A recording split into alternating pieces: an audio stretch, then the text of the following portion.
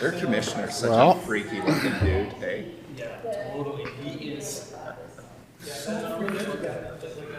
It being 10 o'clock this morning, I will call this meeting to order. Good morning, everyone, and welcome to the June 20th, 24 council meeting for the County of Newell. This is summer solstice, so the longest day of the year, I believe. Welcome to summer. Later today. So we'll call a meeting to order, and we do have Amanda's away for today. Could we get a motion to excuse her from the meeting? Lynette, did we? Okay. All in favor, please indicate. That is carried. Thank you. Adoption of the minutes of the June 6th meeting. Are there any errors or omissions or changes that need to be made, or if not, a motion to approve those minutes as circulated? Kelly moves. All in favor, please indicate. That is carried. Thank you.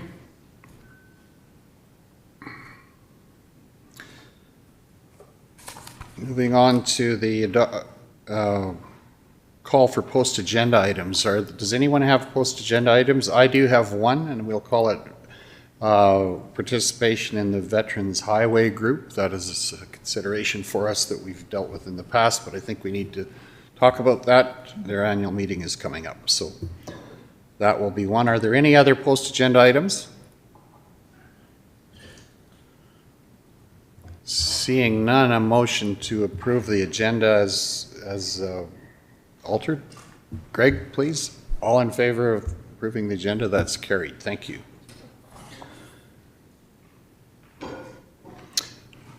And just with regard to our agenda, we do have a Teams meeting with Linda Hunt from AgKnow at 10:30, and then Newell Regional Hydrogen Hub presentation at 11 o'clock with Brian Bietz and Greg Baden. And then at 11:30, we have public hearings, and then a meeting with John Jong from Christ the Redeemer Schools at 1 p.m. So those are part of the agenda. But are there any questions or notices of motion for today's meeting? Seeing none, let's move on to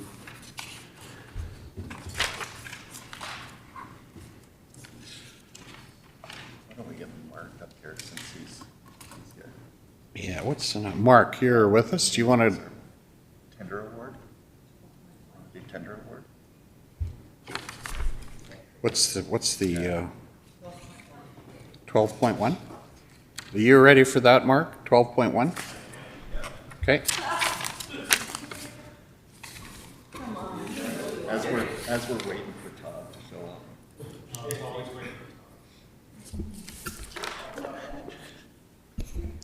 This is new. I'm Welcome, first. I'm not last. We're getting first. Or we're getting through. Good morning, everyone. The Township Road 19.2 and Range Road 15.5 road grading drainage improvements were tendered. And as you can see, that we had three companies that provided bids on that, with the recommendation that council award the contract to Browerson Construction Limited for a value of $723,956.52 plus GST. If there are any questions, I'll gladly. Thank you, Mark. Are there any questions for Mark with regard to this tender? Kelly, please.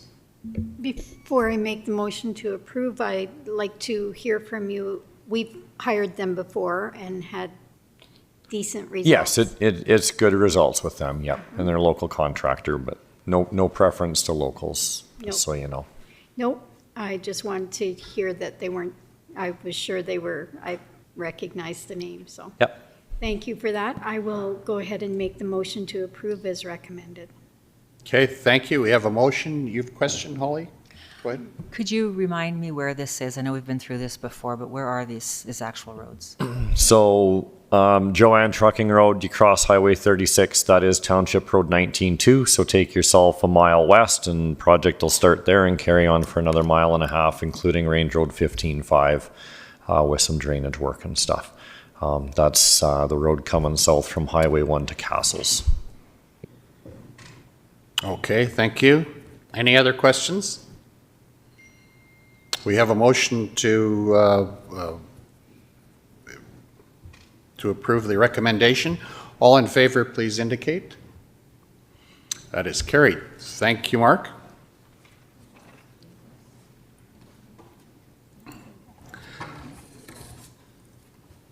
Let's move to back to item number 10. Mr. Todd Green, welcome to our meeting this morning. Hi there. I'm not so sorry that I was a little bit late. Yeah, I'm just sorry that you had to start your meeting with Mark. I thought we could do better.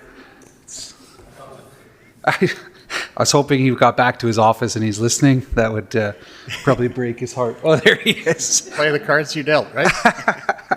All right, well, thanks for having me this morning.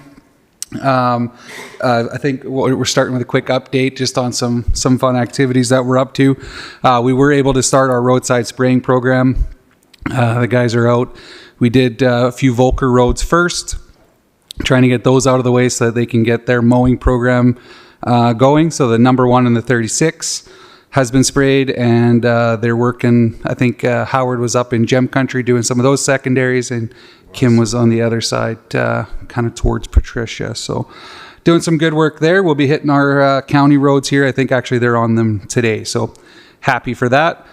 We ran 2 mowers down to Rolling Hills last week. They're, I think, done in the Rolling Hills area, and they're moving. One's moving north into Tilly, one's kind of south of Brooks, and the other guy is in Scandia. So we should be seeing some great work done there. We're going to be mowing on the south side of the highway until the guys are done spraying, and then we'll hit the north side. So just so everybody knows how that works.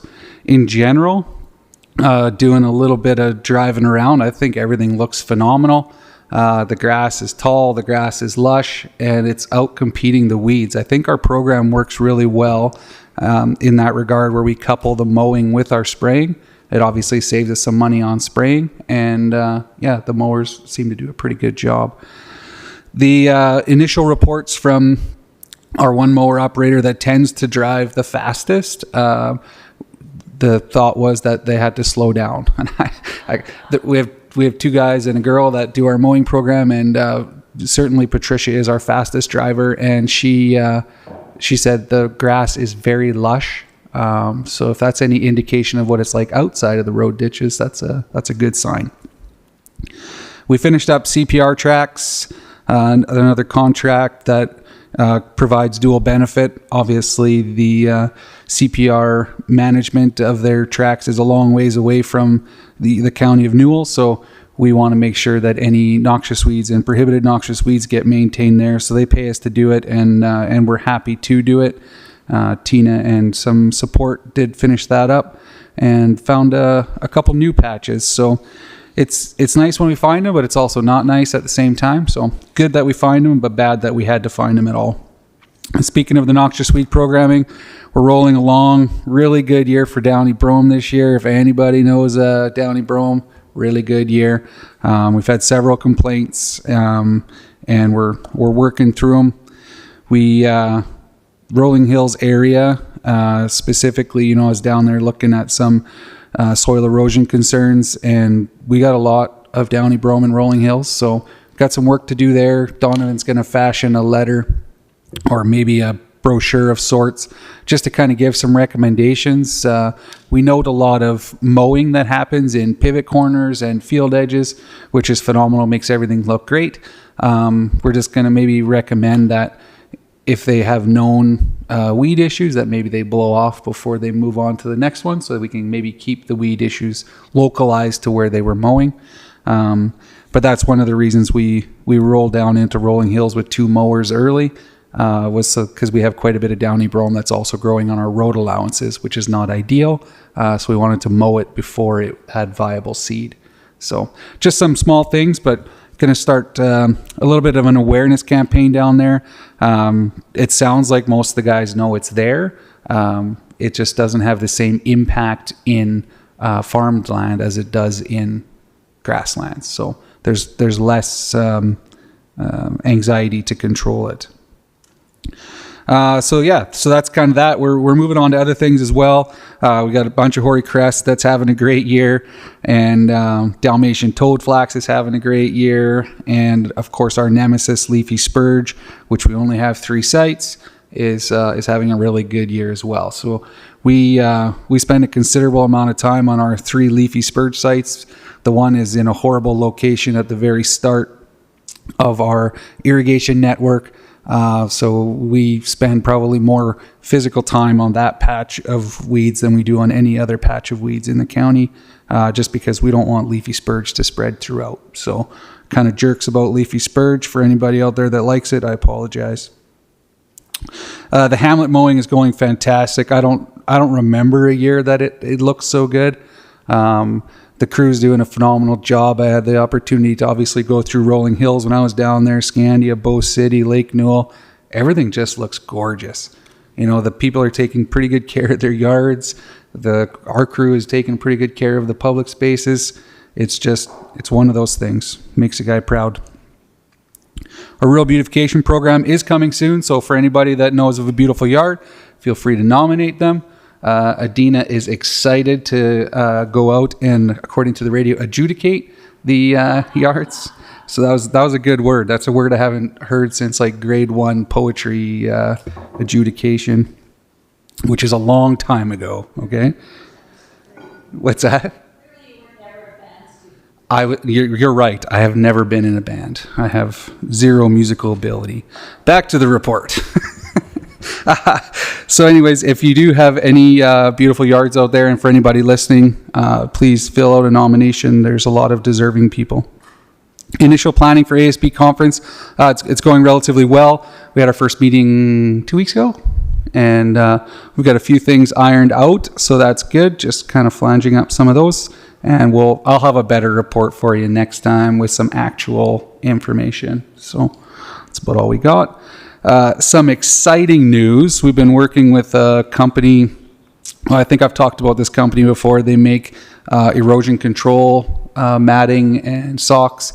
They are looking at selling into a market in the United States that needs a weed-free certified product.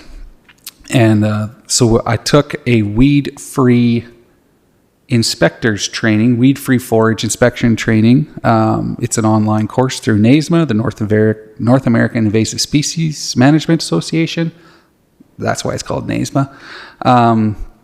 And so it's about a 4-hour training program, and now I can work with them and the producer to certify whether it's a part of the field or the whole field as weed-free according to the NASMA standards, and then they can sell their product. I think it was in 10 different states that require that. So kind of a win-win for a relatively small investment of time. So just so you know, and if anybody else out there listening, or if you know of somebody that has a market that they need a weed-free certified product, we're happy to certify those fields as well. Still working out the details, but I mean, I'm willing to do whatever. And then EFP, we've actually had a couple new people sign up just recently, and we're going to do one next week with a producer from Rosemary. So EFP means Environmental Farm Plan. Yeah, Greg looked confused, so I wanted to make sure. And in general, those are kind of the highlights. There's lots of other things I'm sure that we could talk about, but.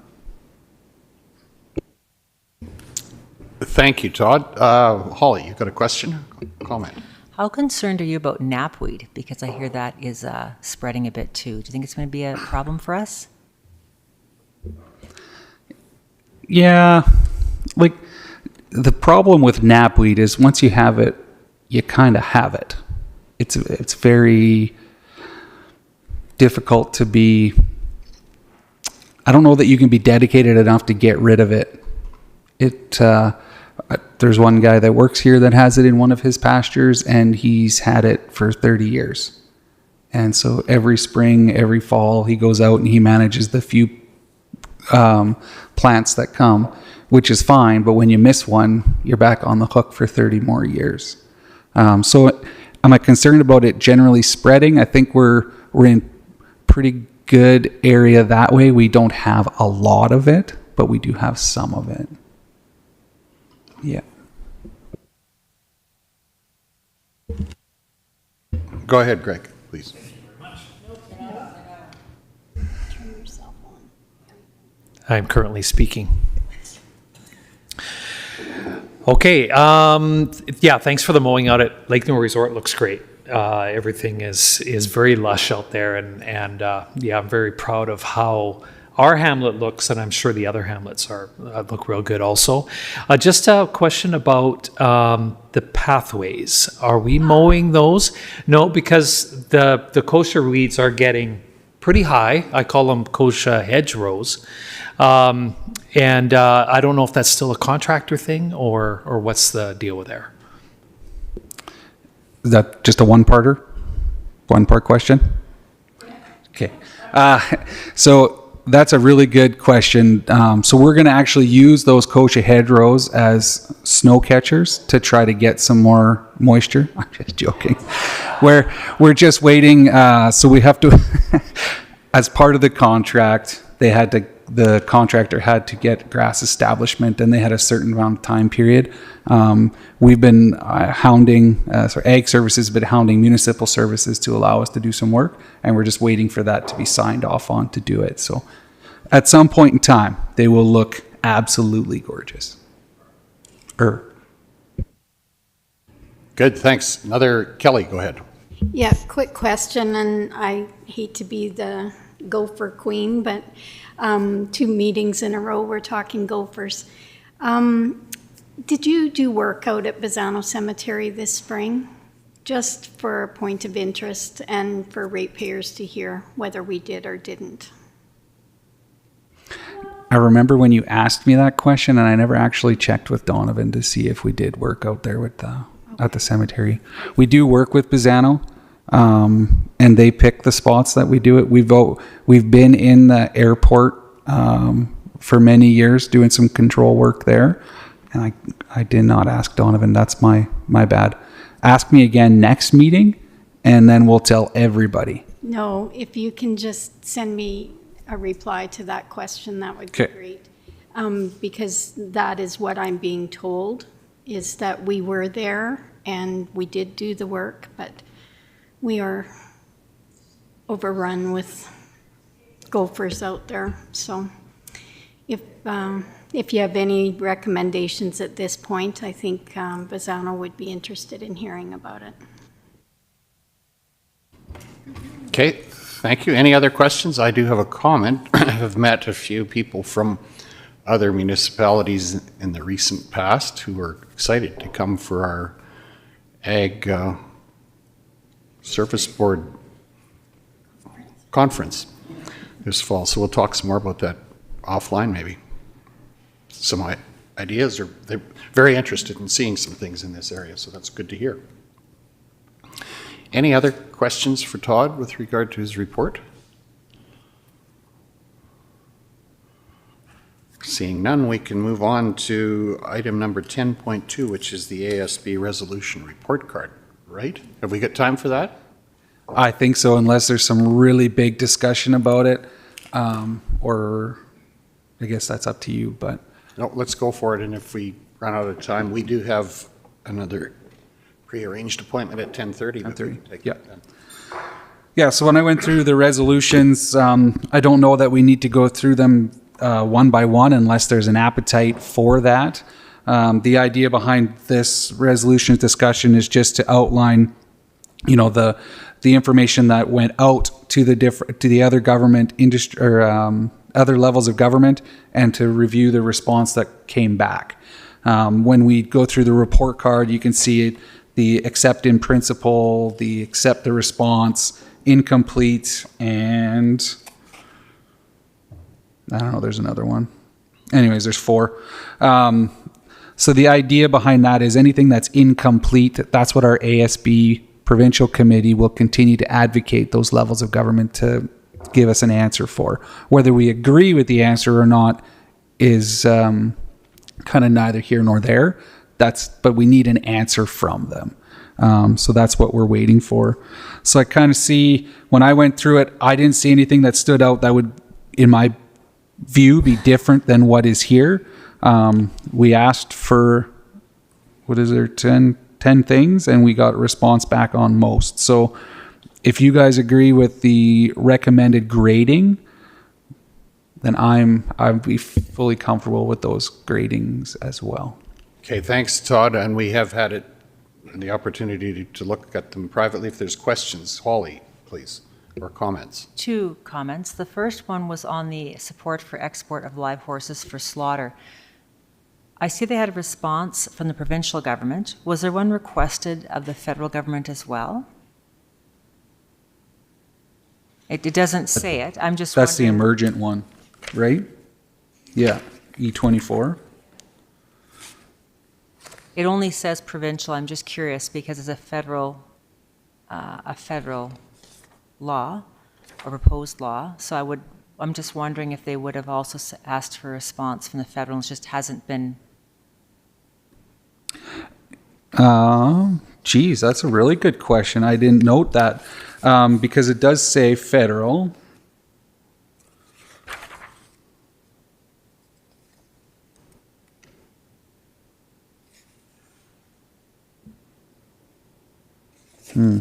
I might have to actually ask Linda about that one. That's a good catch and see where that one went to. The second one was on 524, the wild boar and the Alberta Agricultural Pest Act. I don't believe that we have a bylaw that would prohibit a wild boar farm. After reading that, is that something you think we should be looking at? Not that we're necessarily an area that might have wild boar, but it might be a preventative action to take given the provincial problems that we're having. Yeah, it's a good question. I don't. I've had the luxury of learning and being involved in a lot of wild boar discussions, and that's one of the things that a lot of the municipalities do that are relatively close to wild boar populations, or if they currently have some wild boar farms, they'll implement that so that they don't have any more. Because typically that's where the population start is from escapees, unfortunately. It is something that we can draft. It's really not an overly difficult process, I don't think, to draft a bylaw like that. There's lots of examples that we can nitpick off or plagiarize a little bit maybe, and we could do that. I don't know that there's value. I don't know that it's something that a lot of people are going to start locally. They need a little more cover than we have. Yeah, thanks. Todd, Yeah, go ahead. and I would have thought that, but was there not some that were found in the foremost area, which a year or two ago, they found some, which is not that different from us, which is why I'm wondering if is that a preventative, given what a large problem they are to agricultural producers when they do show up. Yeah, and we fully anticipate they're going to move to us via the river systems. We know there has been some reported on the Red Deer River system in Saskatchewan and as close as MD of Acadia. So we know that we've heard of them. But when it comes to putting a bylaw in to stop the farms, that's not the same thing. So even the ones in foremost, that wasn't a farm. That was the wild boars, was it not? Like actually feral? Go ahead, Holly. But do people ever have wild boars as pets? I don't know. I'm not I wouldn't choose to have one, but I'm just wondering because that could be a problem. We know that people often have pets and they escape or they get tired of their animals and let them loose. I mean, that's been a problem in other places with various things. So just preventative. I'm just asking.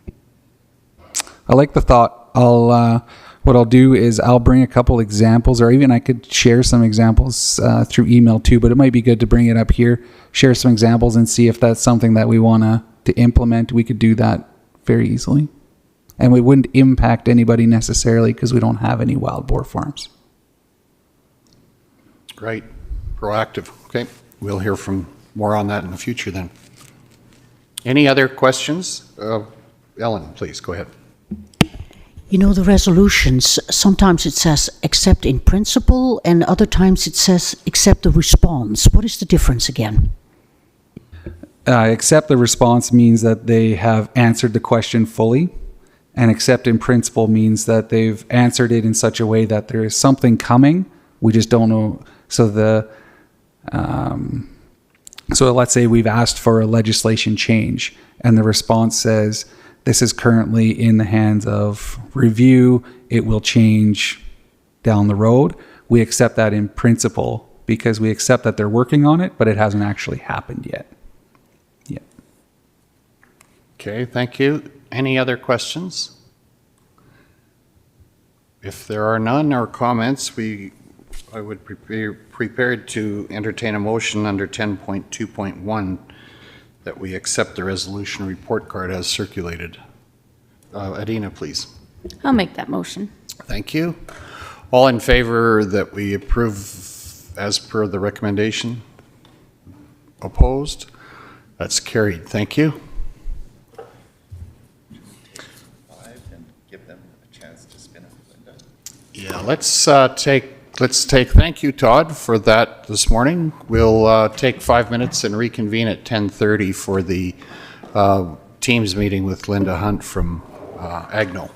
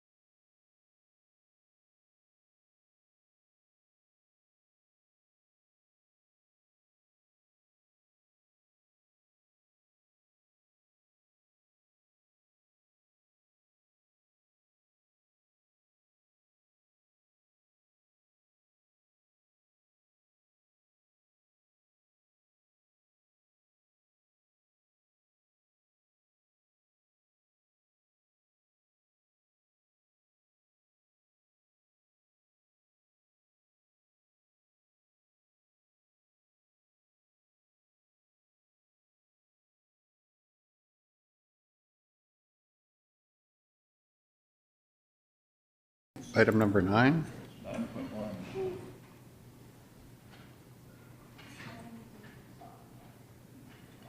Let's move to, we'll reconvene the meeting and move to item number 9.1, the funding request and report from AgKnow. And we have Linda Hunt on our Teams meeting. Can you hear us, Linda? I think you must be muted. Of course I am. There we got you. I'm unmuted. Sorry about that. Welcome to our meeting, and we've had the information that you've sent. So do you want to present your report to us at this point? And let's have Sure. introductions first, maybe. Okay.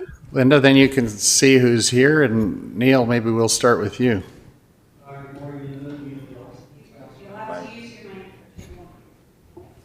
Okay.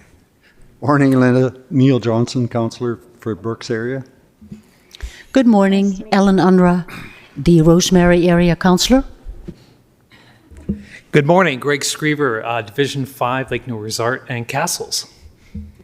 Good morning, Linda. I'm Kelly Chrisman from the west side of the county. And I'm Arno Dirksen from Division 9, the GEM area. Welcome, Matt Fensky, Chief Administrative Officer. Hi, Linda. Holly Johnson, Scandia, Rainier, and Bow City, Division 4. Hi, I'm Dan Short from Division 1 Rolling Hills, and I don't know what camera that one there. Good morning, welcome. I'm Lynette Kopp from Division 3, the Patricia Millicent area. Good morning, Adina Scandrup, Division 2, the area around the hamlet of Tilly.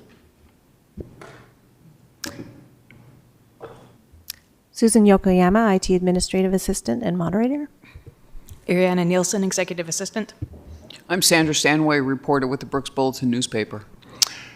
And we have Mitch Iwasa, who is our Economic Development Officer, together with the town of Brooks here as well. So welcome. Nice. I'm not sure what you can see, but we've got a good picture of you there. And welcome to our meeting, and we look forward to your presentation. I actually can't see any of you, so I'm just going to share my screen because it's Sure. a little less. So, and this is the council, not the ASB, correct? Yes. Right? You guys are the council, not the ASB? Is this not working? We're both the council and the ASB in the and county the of ASB. Newell. Okay. The council is the Ag Service Board. That's right. Oh, okay. So I just need to make sure because sometimes I've presented in more than one place and at the provincial conference and stuff. So just so I know who I'm talking to. So I'm sharing my screen. I didn't have a presentation specifically for you guys because it's only 15 minutes. So I'm just going to be really brief. So AgKnow is the result of advocacy that was happening within within Canada and specifically within Alberta, from not only from the Ag Service Boards who had a resolution in 2019 asking for farm-specific mental health resources and services, but at the same time, so were the commodity groups and some ag businesses were also advocating. And this was all because of some research had finally started hitting mainstream from the research that was done out of that 12-year drought and the impact that had on farmers in Australia. And then the hoof and mouth outbreak in Europe, some of the post-trauma research about the well-being of farmers after that catastrophic event there and what that was doing to the mental health of farmers and their rural neighbors. And then there was also some research coming out of the United States at the same time about that looked at suicide rates by occupation, and farmers that were at the top of their list. And so a group out of the University of Guelph did some research in Alberta or in Canada to see if we aligned with some of our other training partners, and they found that we were aligning as far as well-being is.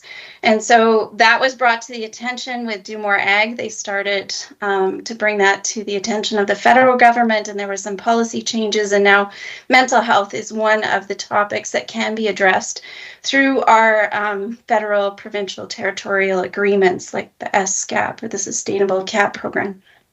And so these farm mental health programs have been popping up across the country as everybody in different provinces are looking at what are the issues in my province and how can we address them. So AgKnow came out of that activity. So in 2019, The Ag Service Boards passed the resolution. Then there was a report to the Standing Committee of Agriculture at the federal level. Then there were some resources that were delivered. We got some money from the ministry to deliver or promote the In the Know program, which is a mental health literacy program in the province. And at the same time as promoting In the Know, we did a pretty extensive needs assessment. We gathered a steering committee together, and we looked at what does this look like for in Alberta. So this is just a smattering of people that were on our steering committee that we had these conversations with.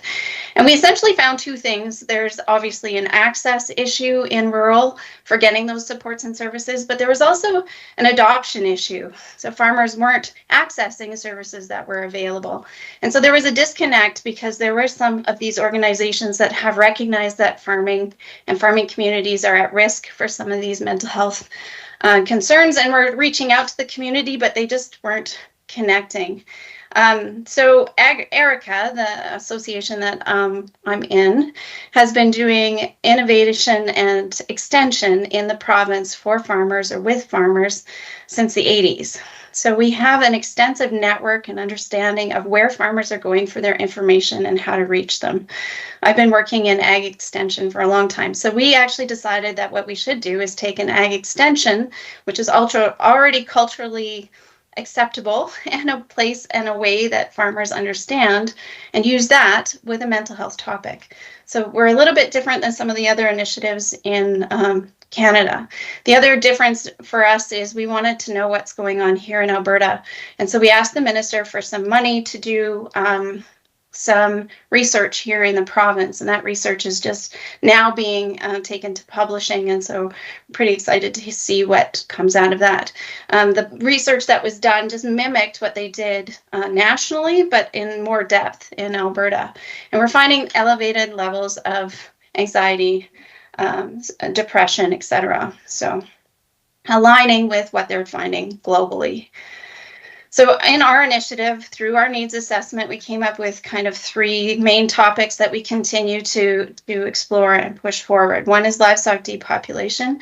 We find that through avian influenza, that just happened to happen at the same time that we were developing this initiative, that our public health system and our mental health system is not prepared to support farmers and farm families through these events.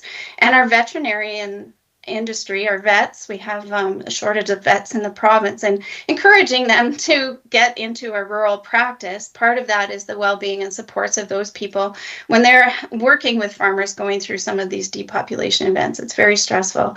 Those veterinarians that are really focused on the Animal Health Act kind of stuff, that are working with CFIA or with the provincial vet, they tend to only be in there a few years and then they're gone. So the trend is that it's so super stressful that they don't stay in that environment very long. So there's definitely some things that we can maybe improve or do better. How can we fix the system or improve the system so it's more supportive of the people that are going through those traumatic events?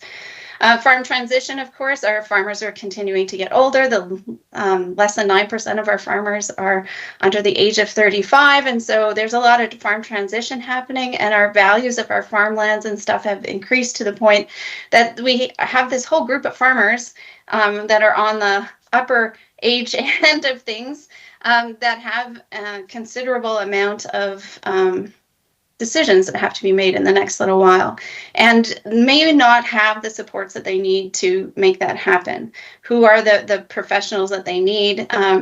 One of the things that we found in our needs assessment is, and this is just culturally, I know from my own community, is there's quite a few that they just use their local accountant. They have their own bookkeeping system. It's and they're just not prepared for the amount of complexity in some of these transitions.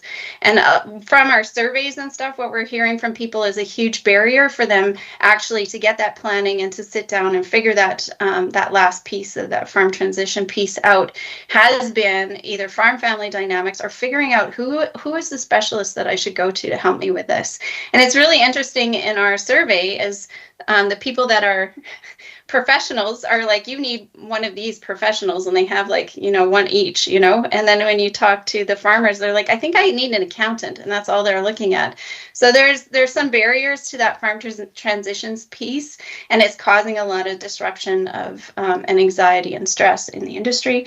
And then the farm family resilience is the one that's talking about like, how do we support families in our environment here in the province. And there's when we talk to our therapists that are working with farmers, the number one reason that somebody in a farming community is reaching out for a therapist is about the farm family dynamics and supporting family members, particularly family members with mental health diagnoses, but also with kids that are going through some of the stressors that our kids are going through.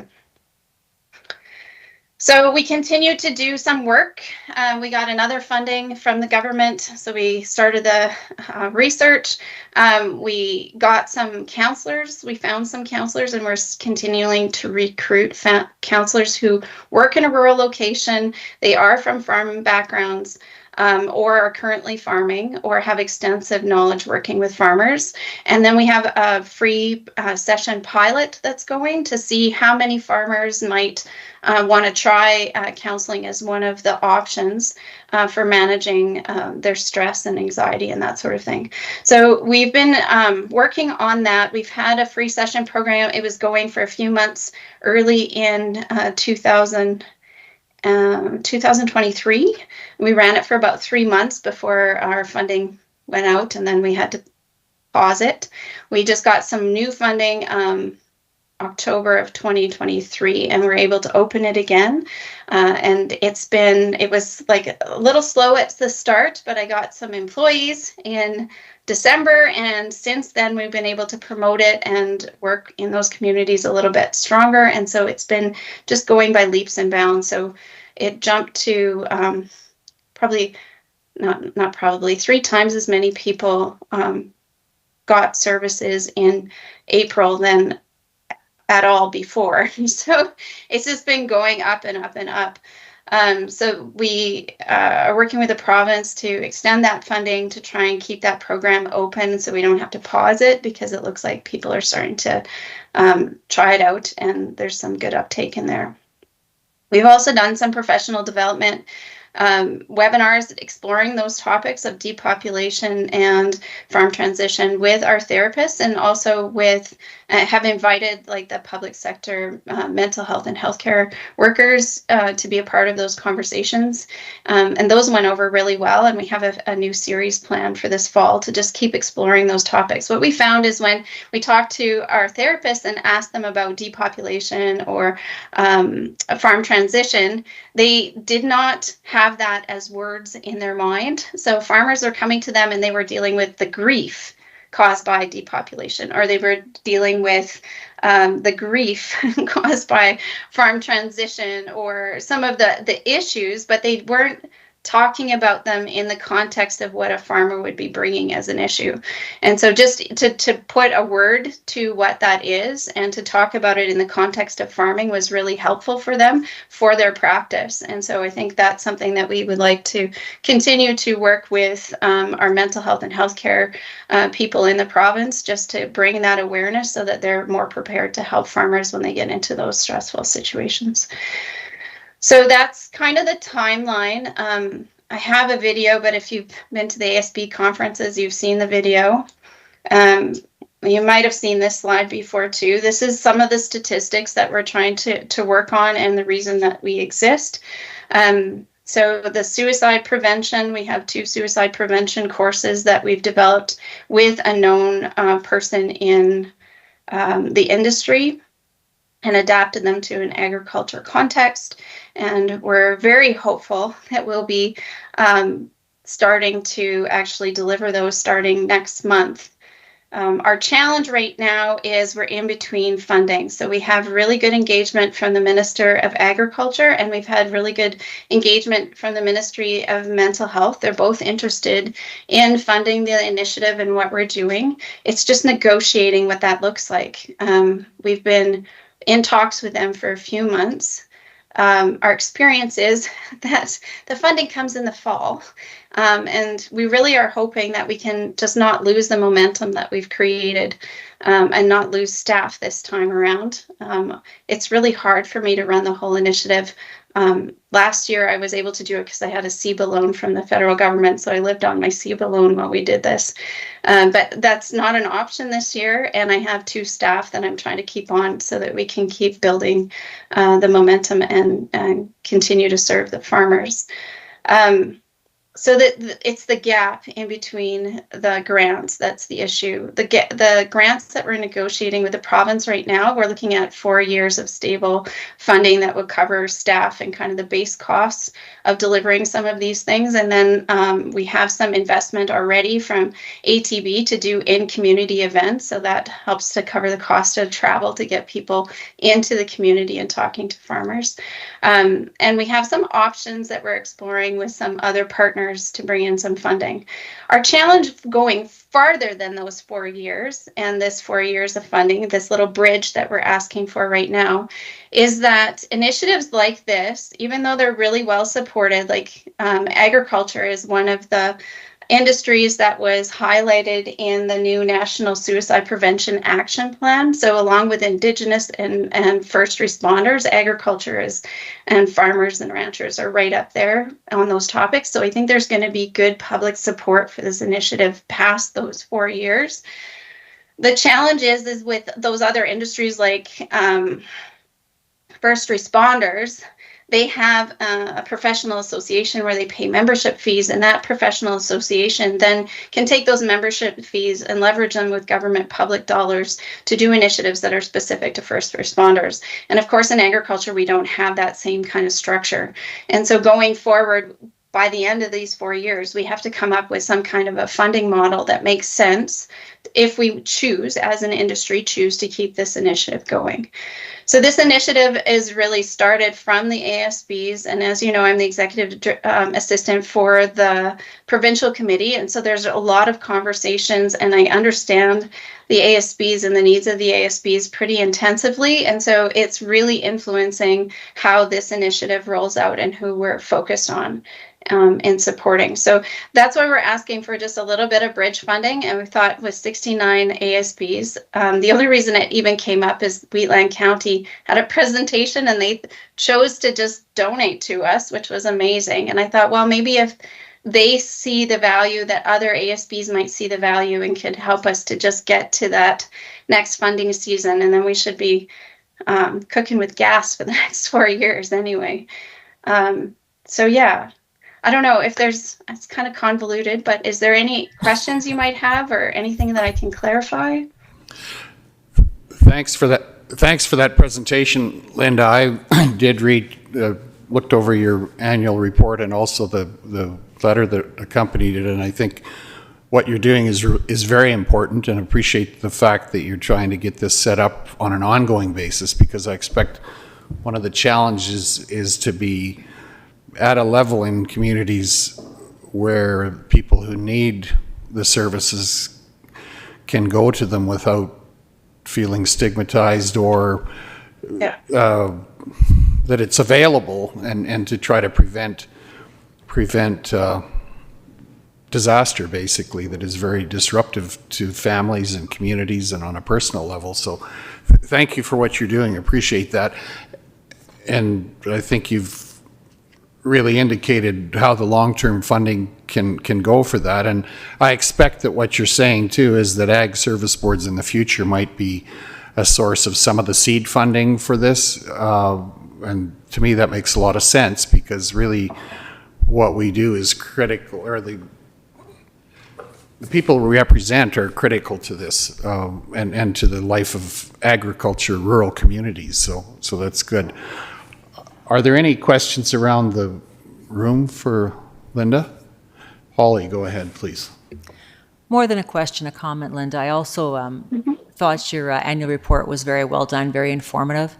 And as a farm family, I can certainly attest to the fact that stress is rising among farm families and the industry that we're in. It's hitting some tough times. And I also see that FCSS can also be a partner in this. I've been trying to involve our FCSS in providing some more of these services because they're very much needed. So thank you for what you do. Yeah, FCSS is another one of our key partners, and I have to say I've let some of those direct communications with them kind of slide over the last year because of just resourcing, but we're ready to pick that up again and really get them to understand what we're doing. We have some definite, like our pamphlets and stuff, we want to get them out to all of the FCSSs and make sure that they know that these services are available so that they're promoting them with their farmers. The other thing I wanted to say is we're trying to identify which of the mental health and healthcare services are being funded with a long-term vision within the province so that it's not that parachuted in and you have the service for like 6 months and then it's gone when you need it. We're trying to identify which ones are getting that momentum and that investment in the province. And so I've been pulled into a few conversations. Since COVID, there's been a lot of innovation on virtual and using for mental health and virtual services. And there's some really amazing proven initiatives that have been working globally that they're trying to accelerate in Canada. And they've been doing that largely through urban centers. And so I'm trying to identify those and then have that conversation and pull some community members together around certain initiatives to say, hey, how can we make sure that these services, which are mental health, so they should be available to anyway, how do we get them in front of our rural communities to support those people that are farther out from the urban centers? So that's a big part of what we do as well, what I do, and it's hard to fund that. Nobody wants to. It's not a tangible, here's an item you get at the end. It's a part of an investment in that long-term goal. We're also like amplifying those services when we find them. So one is Counseling Alberta, and Counseling Alberta has been funded by the province and is available to everybody in rural Alberta. Their goal is no barriers, so no financial barriers and no time barriers. There's no wait list to get in to see their counselors, and their counselors are salaried. They're not private practitioners that are only in there for their check. They actually have invested in that organization, and they are really top-notch therapists that are in there.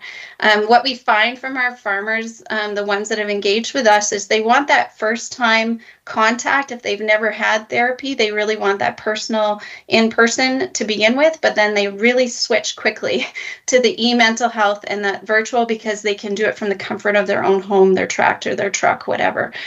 So I think that e-mental health is really going to be key for us to get some really good access to some really good services in rural areas.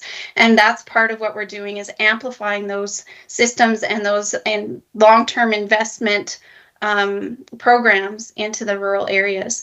That one and Ease Care is another one that we're promoting right now. So we're in this for the long haul or as long as we need to be. And we really want to make sure that our farmers are recognized and our rural communities are getting the services that there's some really awesome things happening at the urban level. Let's get them out to our rural residents. So just wanted to say that as well. So. Thanks for that, Linda. Do you have, I just had a question with regard to connection to just physician or just general health services. Is there a good uptake or awareness of the importance and connections being made from public health, let's say, and I don't mean public, I mean just doctors. Like the physicians? Yeah, AHS, the system, so that you get referrals on a timely basis, because unfortunately, statistically, we've heard of people who've fallen through the cracks, and it's disastrous. Yeah, in Alberta, or not in Alberta, in Canada, there's research that shows that people generally have to endure 5 different referrals before they get the supports that work for them in the mental health space. And I'm a farmer myself. All my community is farming, and I know that most of them, if they get to that crisis point that they're reaching out and they don't find what they need, they're done. And so we find that a lot in rural communities, is that they just assume there's no help. I'm not going to get what I need, and they don't even bother trying. And so, yeah, educating and getting those physicians through the PCNs and through AHS to understand AgKnow and to know that the service exists and who they are and all that kind of stuff.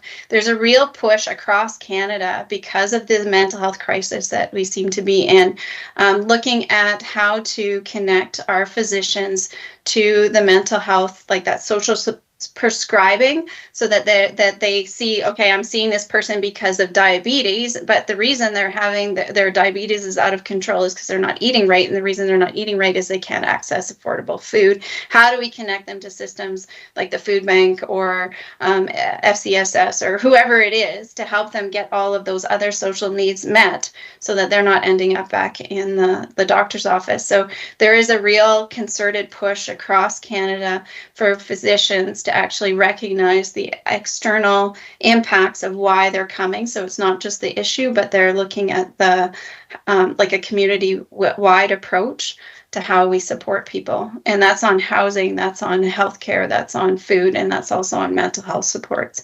And so I think there's just momentum growing around that, and we want to be part of those discussions and helping to make sure that that's happening in a rural setting as well. And I'm like, we're not the end all and we're not the be all. That's our intention, is to be involved in that and figure out where those things are, so that we are amplifying the good work that's already being done and the work that's happening for the long-term benefit to the farming community. Thank you for that presentation this morning, Linda. Very much appreciate it. Sure. We do have a request for decision in front of us this morning, and we'll deal with that and look forward to helping to provide what's needed, and look forward also and hope that you find the long-term funding that's needed, because I think an uninterrupted service in this area and availability is critical, as you've indicated, and appreciate the good work that you do. So thank you very much. Yeah, thank you for having me and letting me present on what we're doing. So have a good rest of your day. Thank you. You too.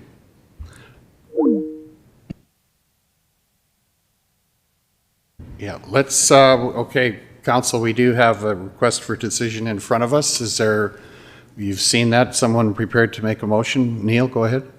Yeah, I think this is one of the most important things we've dealt with, being that ag farmers are depopulating, which means a lot of them have to leave, which is stressful. And then the size of the operations that the kids have to run now puts all that much more stress on them getting out. I don't think the pressure's ever been this as much as it is right now. So whatever, do you want me to make a number, or? Matt will maybe fill us in on the details, but there is a proposal, or there is a suggestion for $2,000 on an interim basis. Go ahead, Matt. Yeah, so I'd suggest the motion approve additional spending from that GL account to include a $2,000 donation to AgKnow, is what they had requested in their letter to us. Money well spent, as far as I'm concerned. You make the motion? Yes, I do. Thanks, Neil. Any further discussion? All in favor, please indicate. That's carried. Thank you. I would agree. That's an important thing for us to pay attention to and participate in. Go ahead, Lynette, please. Also put it to Holly that maybe FCC should make sure that they can do what they can from that side as well, if she needs to make a presentation or whatever, but maybe follow up with that. I've actually asked Victoria to address it for some mental health and brought it forward. It's part of a strategic plan to help with that as well, because yeah, it's getting critical. Thanks for that, thinking of that, though, Lynette. I think the other part that I'm not sure where the opportunities are, but if there is this lag of, what did she say, five different connections before the gaps are closed, we need to kind of locally even figure out how do we narrow that if there's opportunities. So maybe that can happen through FCSS as well. Okay, thank you. Did we vote on? Yeah, we voted on. Yeah, we passed that. Okay.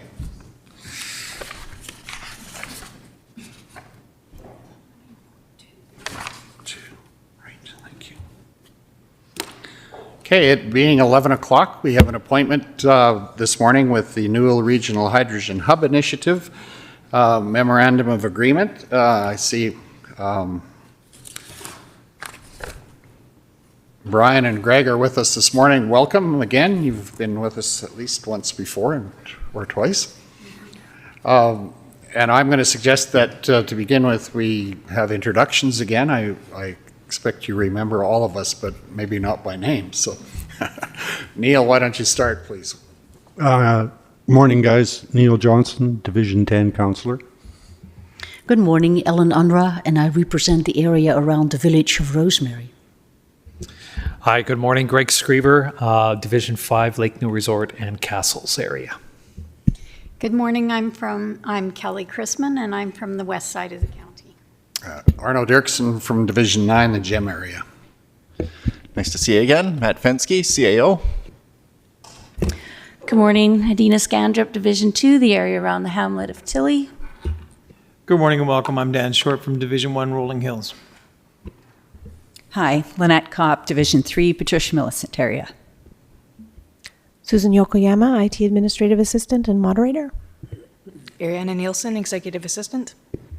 Sandra Stanway, Brooks Bulletin.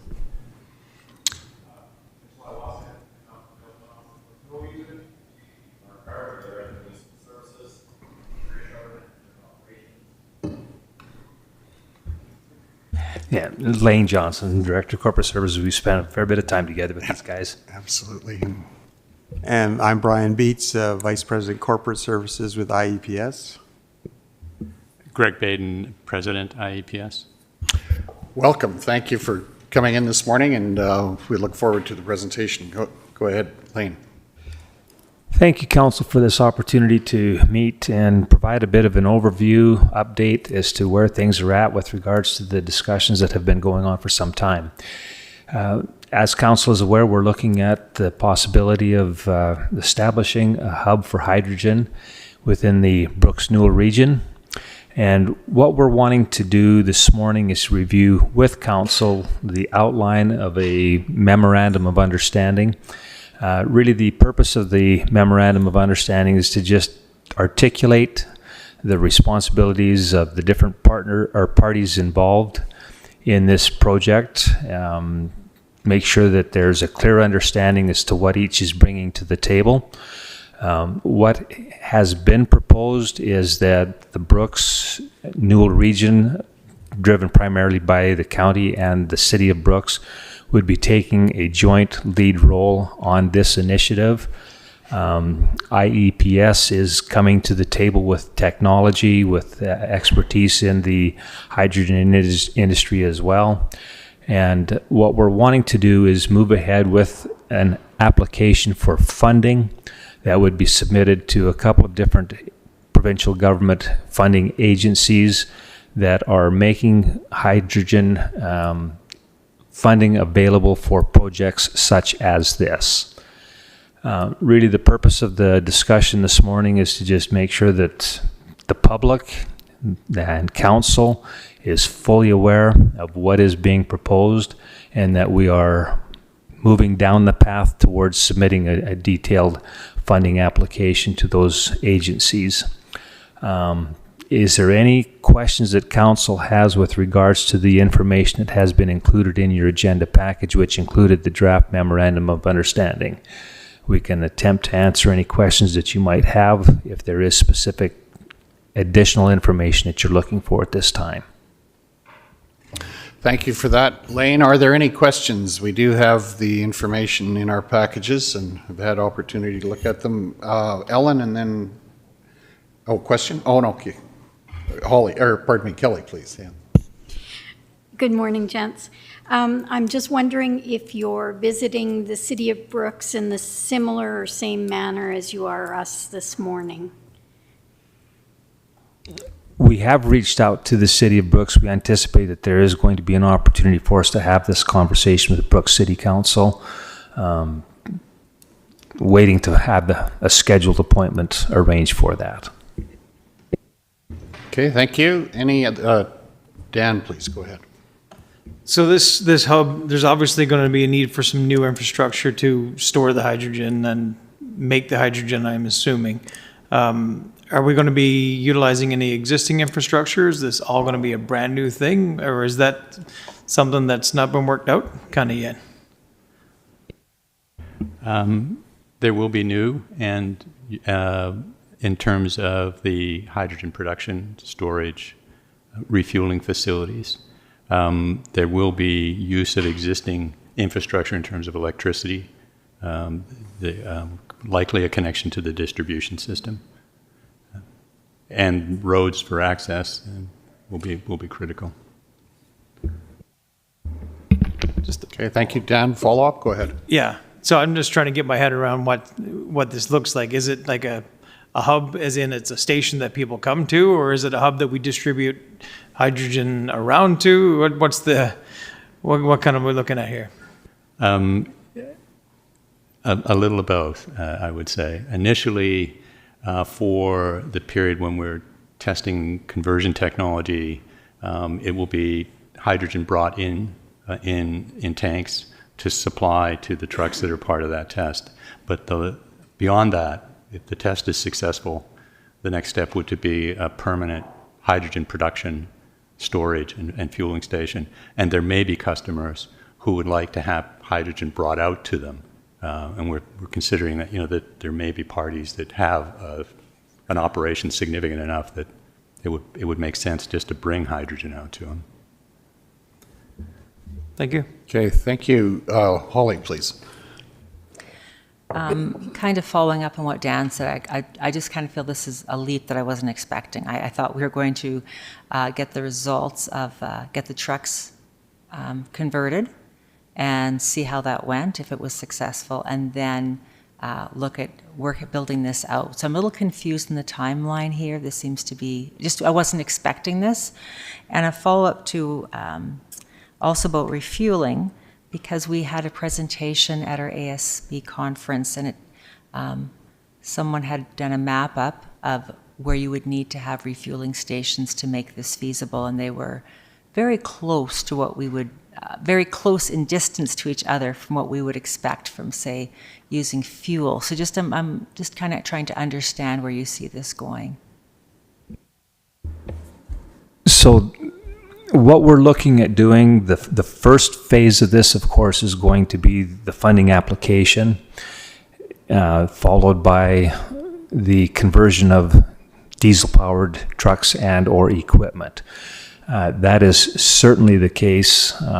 We anticipate, though, that if the pilot project is successful and we can confirm that hydrogen works in these diesel-powered units, then we are wanting to be in a position to move on to the next stage where there would actually be hydrogen produced and made available on an ongoing basis in the Brooks-Newell region.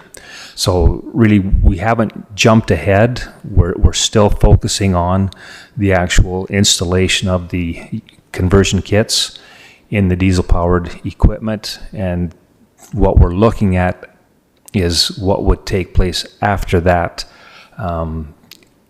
initial test has been completed.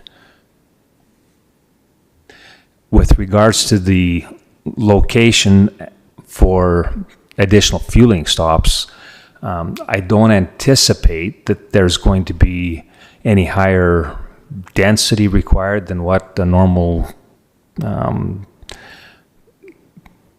fueling station is on any transportation corridor. I could maybe just add, we had a very useful meeting with the Alberta Motor Transport Association.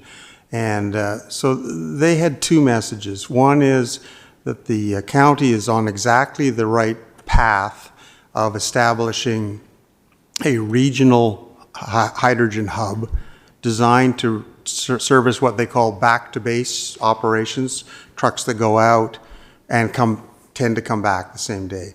And in their vision, they say those hubs will then become linked eventually into a provincial network. And we were quite pleased to hear them say they thought about 150 kilometers between hubs. Seemed to me, we had actually sort of in the background maybe 300 even, that maybe we were too close. but they're saying we're about perfect here between, say, Medicine Hat, Calgary. They're talking Lethbridge, Strathmore. So it seems to be where, and they certainly seem to know their industry, of course. Right, thank you. That's good. Lynette, please, and then Neil. Yeah. Has the City of Brooks been approached at all? Yes, we have reached out to them. I know that the conversations are taking place administratively. The City of Brooks is represented at the Joint Services Committee, and that's where this discussion has already taken place as well. So City of Brooks council members are aware. Right. Do you have something to add, Matt? Or are you good? Okay, good. Thanks, Lane. Neil, please. Yeah, I feel a lot more comfortable with this if there was a budget that went with it. Like, what are we getting into here? Just to kind of follow up what Holly said there. The budget, ahead, Lane, sorry, the budget is certainly going to be included in the detailed funding application that we're going to be submitting. We're working through those details right now. We'll be able to come back to council with the full budget for the project itself. Really, the intent of the Memorandum of Understanding is to just simply say we're wanting to go ahead with this initiative. It outlines the fact that the county and the city are going to be partnering on this, and that we have support that's going to be provided as well. We're not, it specifically states here that the MOU is not a legal and binding agreement. It just is meant to articulate what the different parties are bringing to the table, what the process is, and why we're moving ahead with this. Well, it just seems, I mean, there's a big difference between having a couple test vehicles and seeing how they run, and we're talking about creating a whole industry here. I don't. Yeah, I think Neil, we actually share that, but I think our vision is that if the project is divided into two phases, and it's kind of took me a little while to get my head around it. What we're trying to do in phase one, in addition to converting trucks, is actually convincing your industries here. I won't name them, but you have some very large companies and an agricultural base that depends on these heavy duty trucks. We want to leave them with a comfort level that if they decide they want to convert, they can do it knowing that the technology works and that they will be comfortable that there will be a fuel supply available to them. They know that for diesel right now. They don't know that for hydrogen. So that would be the first piece. The second piece, back to your nub of your question, is in our vision, the project itself, possibly with some support from the county, we talk maybe in terms of some land, et cetera, but relatively small. It will be a private investment, it'll be funded by private investment. It'll have to be a standalone, economically viable process. That's our vision, and that's how we're approaching it. Okay, thanks. And I think we have had some discussion around this with in the vision for the pilot and where this might go in the past as well. So I think this is consistent with that. Kelly, go ahead, please, and then Greg. Yeah, I just wanted to say it's good to see us moving forward on this and investigating further. Phase one is just a step in the process. I also see maybe a possibility of a partnership out at CDC eventually. So I think this is fitting into Council's overall plan and vision of being industry leader and investigating different options. So keep that in mind as well. I'm in favor of this recommendation. Okay, thank you, Kelly. Go ahead, Greg, please. Yeah, I'm also in favor of it. I do want to know kind of where the appetite is with the provincial government and also the federal government. I know provincially it seems like they're pretty open to alternative methods of powering and things like that. Is there any indication that the federal government would be interested in anything we are doing here, or are they fairly quiet? The federal government has been very active in hydrogen. They released about 3 years ago, if I've got the time right, a strategy for hydrogen for Canada. And then in the budget in 2023, they announced investment tax credits would be available for hydrogen development. We haven't seen the details of all those tax credits yet to know exactly how they're going to work, but the intent is there, and hopefully we'll see more of the details soon. Okay, thanks, Greg. Yeah, and is there anywhere else in Canada that has developed this technology and used these tax credits and things like that? It almost indicates that that there hasn't been anything done in that way. There's certainly activity. British Columbia has moved forward. There are, I think at this point, 2 hydrogen refueling stations in Vancouver, one in Kelowna, and I think one on the island. And there is production somewhere in the lower mainland to supply those stations. So they have moved forward on that. There is interest I know in Quebec, but I'm not sure that they have developed some capacity to produce hydrogen. Okay, thank you. Go ahead, Greg. Yeah. So we're one of the first in Alberta, is that correct? Yes, you are definitely one of the first in Alberta. It's important. Right now, hydrogen is in a situation sort of chicken and egg, which comes first. There's no demand because there's no supply, and there's no supply because there's no demand. So, I mean, part of what we've been discussing is how do you overcome that hurdle and get something moving. Good, thank you. Dan, please. I got a technical question, but go back to a point you made just a little while ago about where we are. I've been saying for a long time, we're not in the middle of nowhere. We're centrally located. We're in a great spot for this kind of thing, so I'm excited about it. The technical question is, if it converts to a mix of diesel and hydrogen, and you run out of hydrogen, are you out of fuel and stuck?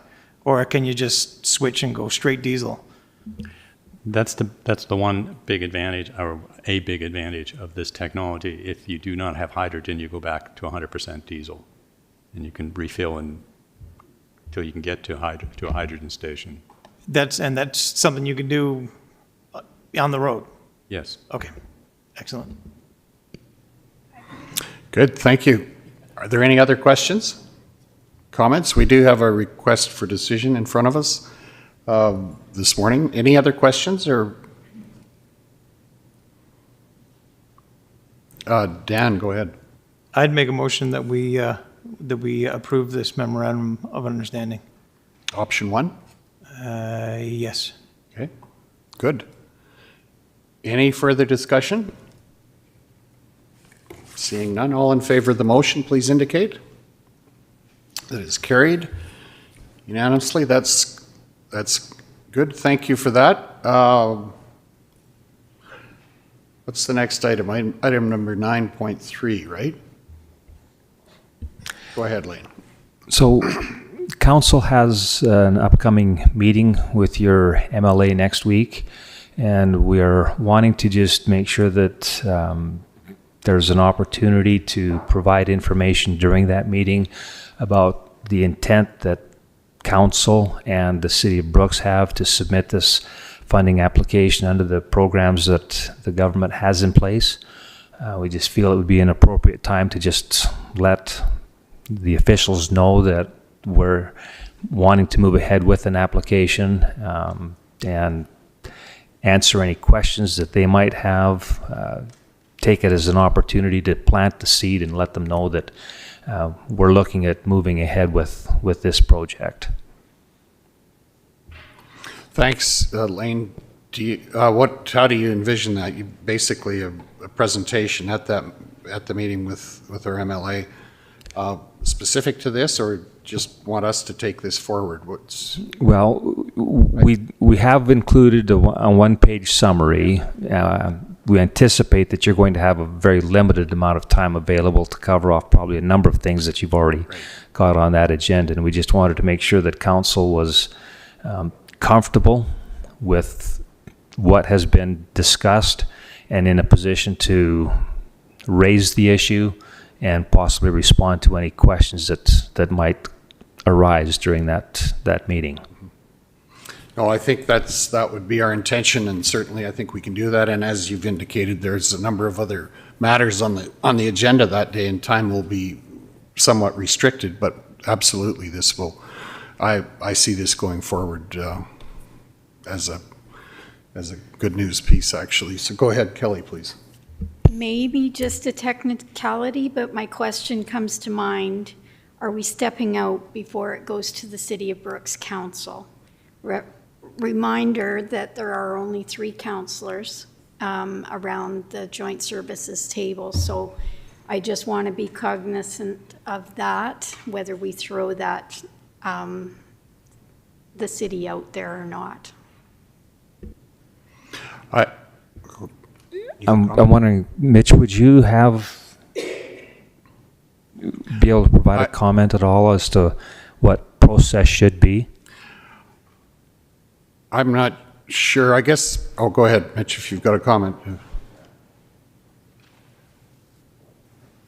Yeah, I mean, I can't speak for the city council any more than I can speak for the county council, but the city council has already provided their a memorandum of support for this project. It was a couple months back.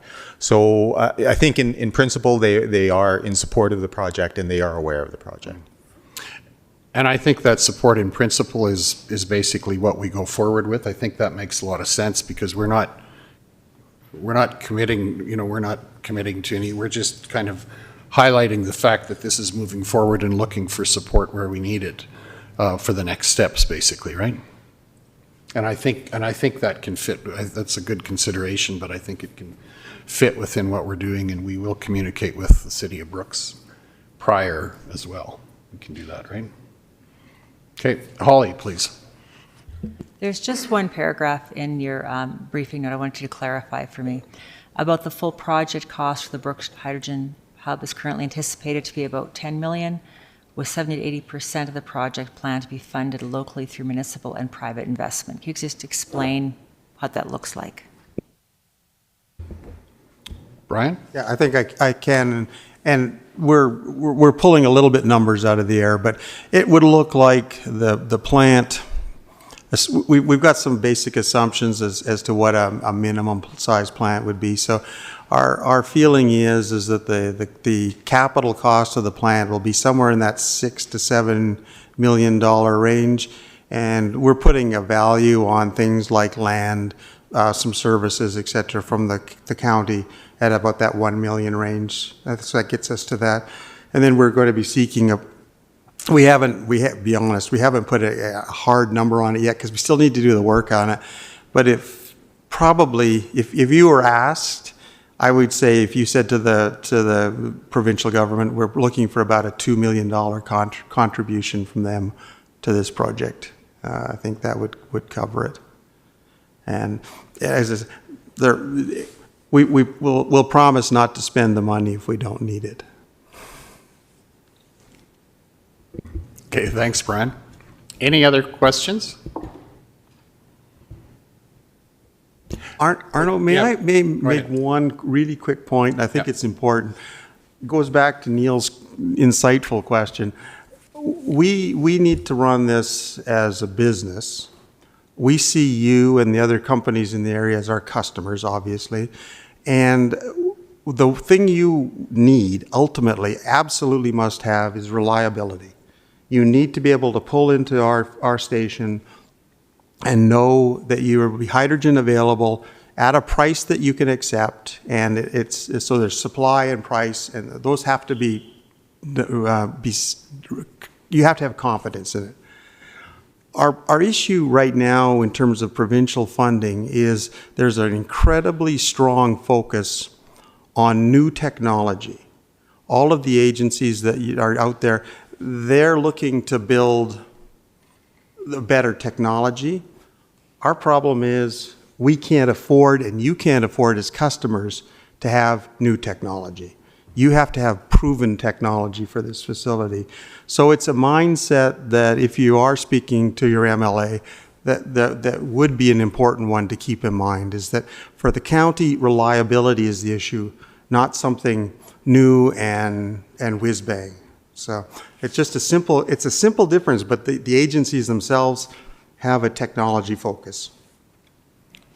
Okay, thank you. That's good to know. I think anything else we need to be, we've got what we need in front of us to be prepped for our Tuesday meeting and for our presentation there, right? Everything's in place? Seeing nothing else, thanks for coming in this morning. We appreciate your presentation and look forward to this moving ahead in due course. Thank you.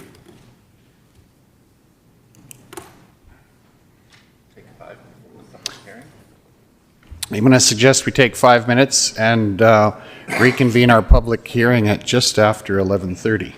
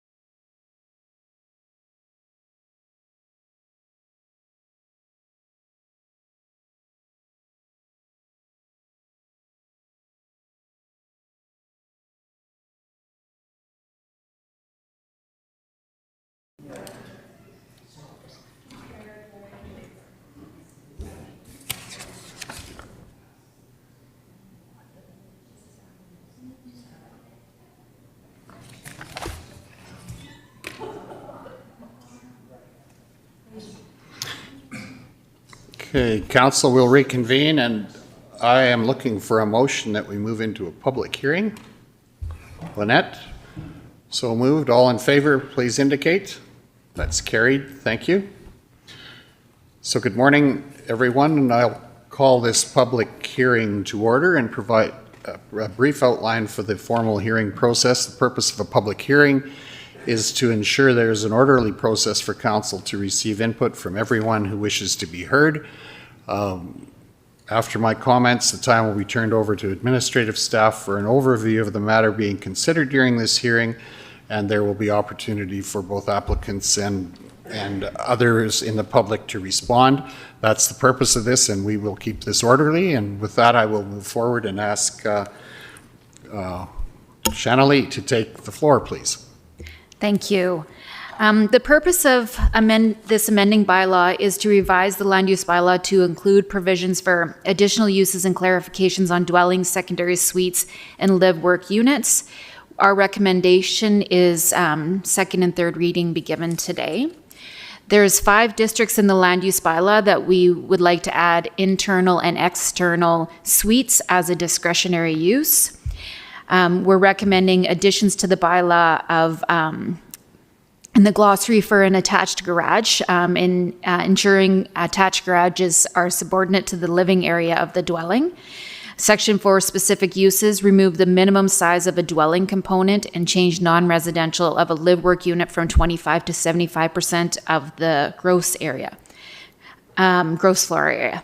The definition of a live-work unit will change to, or be revised to a building with a combination of residential and light industrial, commercial, or agricultural activity on a single parcel with the light industrial, commercial, and agricultural activity as the primary use.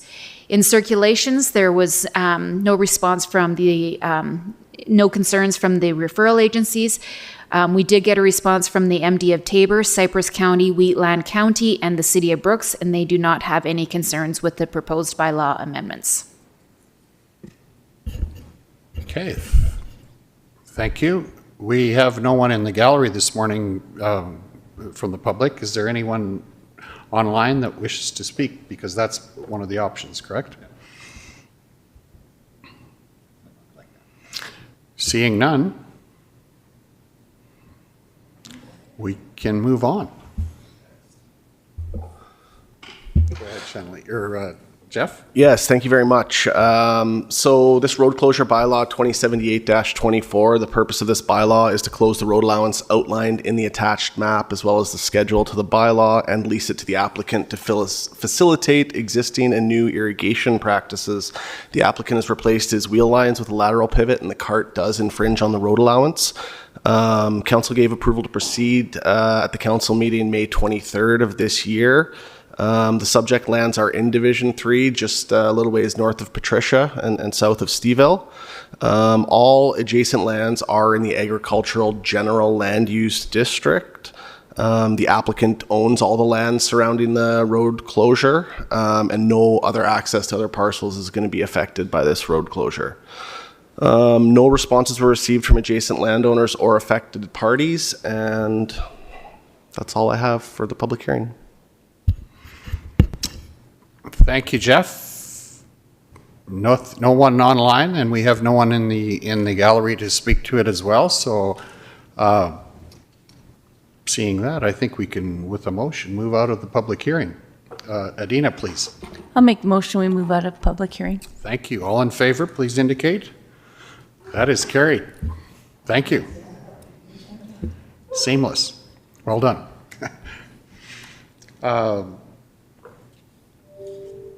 So let's move to item number 8.1.1, a motion for bylaw 2075-24 for second reading. Is someone prepared to make that motion? Kelly, all in favor of the motion, please indicate. And similarly, if we have a motion to consider third reading, Holly, please. All in favor of third reading being approved? That is carried. Thank you.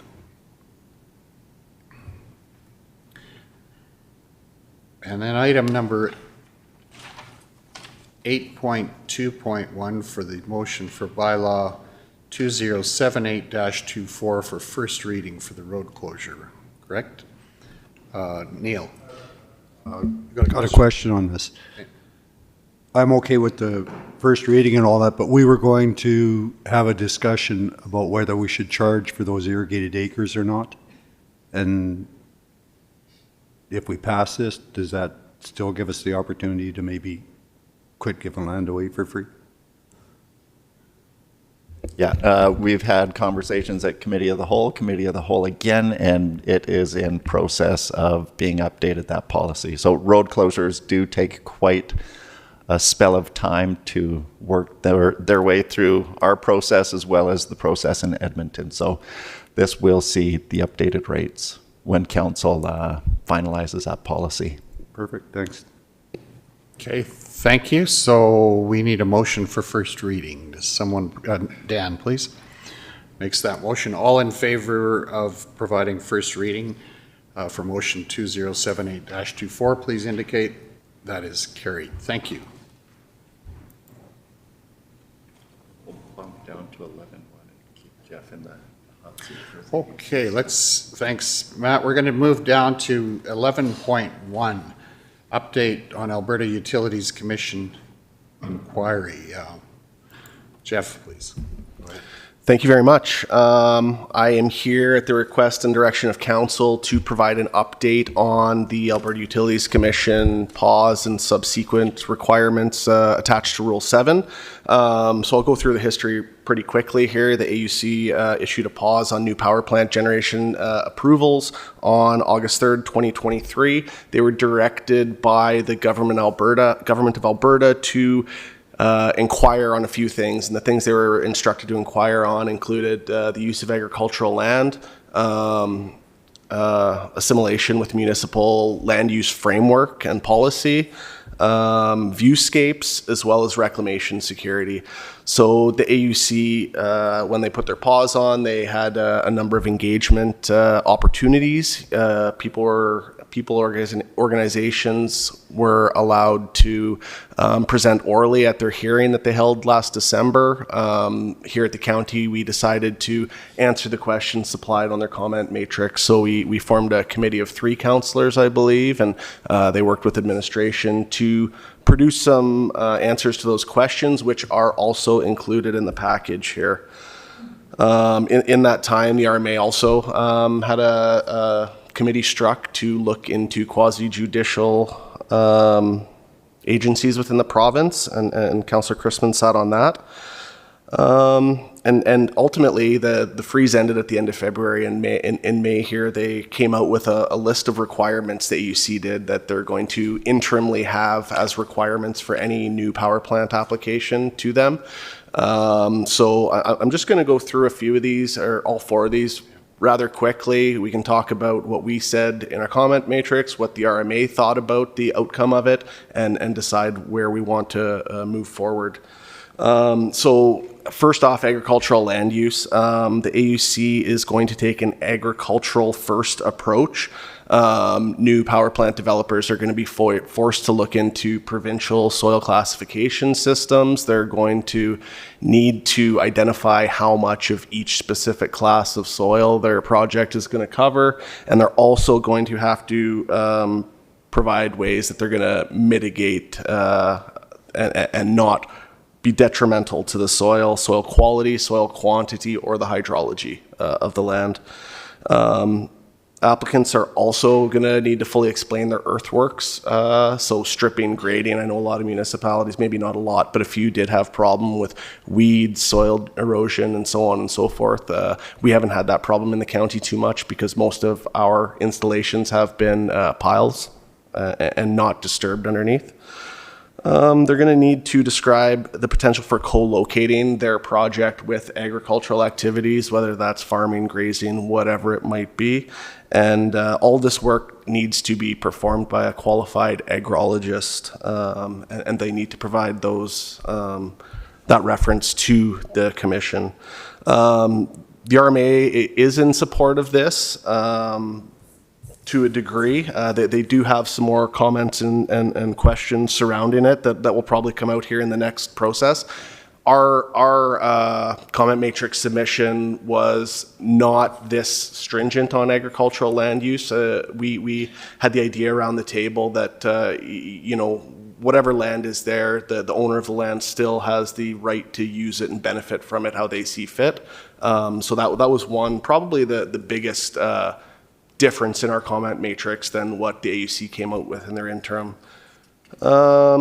Next, the municipal land use. So developers, our process has been that developers will get their AUC approval and then come for a development permit. We've vetted that through a lot of people and a lot of legal people, and that was the way that we've been instructed to proceed. So when they go to the AUC with their application, they're now going to have to prove to the AUC that their project complies with the municipal land use planning framework. So we're talking MDP, area structure plans, land use bylaw, intermunicipal development plans, all of it. They are going to have to, where their project does not abide by our land use framework, they're going to have to justify that to the AUC. So it's not quite saying you must follow the municipal land use framework, but if you don't, you need to tell us why and why you're not doing it. And the applicant is also required to explain how they engaged with the municipality leading up to their AUC application. So that's good. That's a step in the right direction. I think we talked about maybe having some more formality to it where the administration or the municipality would provide a letter to the AUC or something noting how they felt the engagement went, but that's not in place yet. The third thing they talked about was viewscapes, and this is really interesting one. So the province is going to come up with a list of pristine viewscapes. Right now they're kind of high level and they're including national parks, provincial parks, culturally significant areas, and areas used for recreation and tourism. So it's pretty loose, but I believe that the province is working towards a more standardized list. They're going to be putting 35-kilometer buffer zones around these pristine areas, and it doesn't sound like any wind will be allowed in those areas, and any other renewable project will have to justify the impact they're having on that pristine viewscape. And describe their mitigation strategies, obviously, whether that's a shelter belt or whatever it may be. And the last thing that they were instructed to look at was reclamation security. It came back, this was probably one of the biggest bones of contentions leading into this, and the AUC did come back that developers will be responsible for reclamation costs via bond or security. They didn't specify which type of security, but they do, if you look in the attachment, the interim information requirements, they do have a little bit of a process that the developer must go through and prove out to the AUC of why they chose that type of security, how it can be drawn upon, who holds it, all that stuff. I believe for the most part the securities will end up being held by the government of Alberta, but right now if the developer can explain why they're dealing with the landowner on securities, there may be an option for that as well. The last thing I think of note that came out of the inquiry and changes is that municipalities will now automatically have the ability to get standing at AUC hearings and have the ability to apply for reimbursement. Now we've never been an intervener at a hearing, and probably the biggest reason why is we haven't had any solar installations that contravene our municipal planning framework. If we do have regulations and whatnot, it'd be prudent to get those policies into our MDP, IDPs, land use bylaw, wherever they need to go, so that if we were to challenge or intervene at a hearing, we would have some backing, say, wait a minute, this is our policy, this is what we think, this is why we think it, and they're not getting along with it. So just some food for thought there. Go forward, the AUC is continuing to collect feedback on the interim requirements. They're also continuing to accept feedback on any other issues with Rule 7, which is their rule for power plant applications. Written submissions are going to be accepted by the AUC until September 3rd, 2024. And at that time, they're going to come up with a black line copy of Rule 7 and circulate that for further comments. So I'm not sure that the end is in sight of this whole process, but that's kind of the timeline moving forward and what's happened here in the last little while.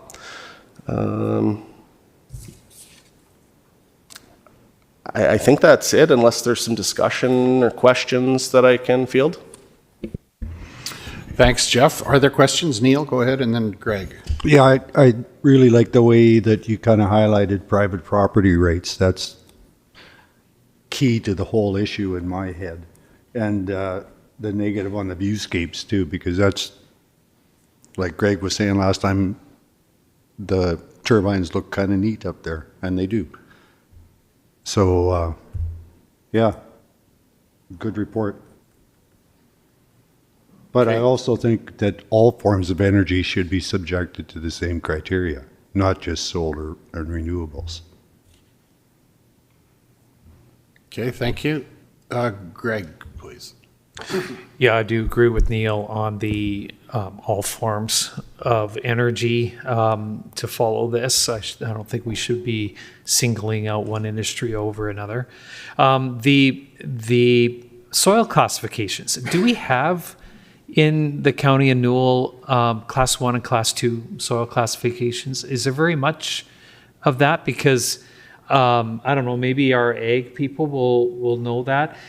Because as far as I can see, class 3 soil with irrigation is going to outproduce any class 1, class 2 dry land operation. So, you know, it's for me, I am confused on that, because we're unique here because of our irrigation, and to have irrigated soil that outproduces dry land class 1, class 2 is important, and they didn't even address it here. So,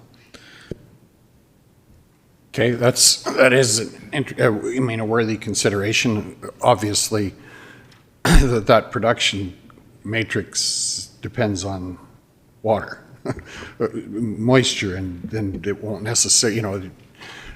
We're just creating it through irrigation, basically. So the other. With lack of irrigation, it would be dependent on natural moisture. So Kelly, go ahead. And to address your question about classes of soil, we had the conversation on our provincial committee, and I'm not an expert by any means, but what I heard there was that class 1 soil is basically mostly found in Ontario. So interestingly enough, we in Alberta don't have that high of soil, apparently. That's what I learned from the conversation. Interesting. Okay.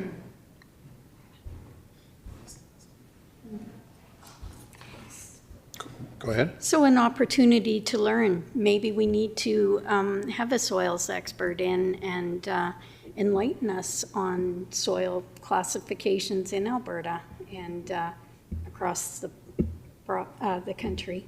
Okay. Yeah, that would be an opportunity for sure. Yeah. Neil, did you have your hand up? Yeah, I think you'll find most of the soil in this, like we're a big sand pit out here. If you get a 2, you're really, really lucky. 3 would catch quite a bit of it, and a lot of our irrigated land wouldn't even pass for irrigation right now because of the salinity that's in it. So that's why I think it's up to the landowner to do what he wants with his own ground. And we've got more dirt. We've got more dirt than we do water. You can easily transfer a quarter from one area to another and usually increase the productivity. Okay, thank you. Holly. I know in Ontario anyway, a lot of the best land is being gobbled up by cities and developments. So that's interesting because you have to look at every use of land, right? Not just this. But Jeff, one of the things the AUC looked at was the considerations of the impact of increasing growth of renewables has on both generation, supply mix, and electricity system reliability, which is Module B. So is that part of this discussion right now, or is that just kind of sitting with the government? Where does that one fall? That's a really good question, because I sat in on an engagement session last week and I didn't get the opportunity to ask the question, but I don't know where they're at with Module B. Because I think in our comment matrix submission, the answers that we had, we felt that, well, this question really can't be answered unless we know, what this is doing to the supply generation mix and the reliability of the system. So until that gets hashed out, I think there's still a lot of unanswered questions.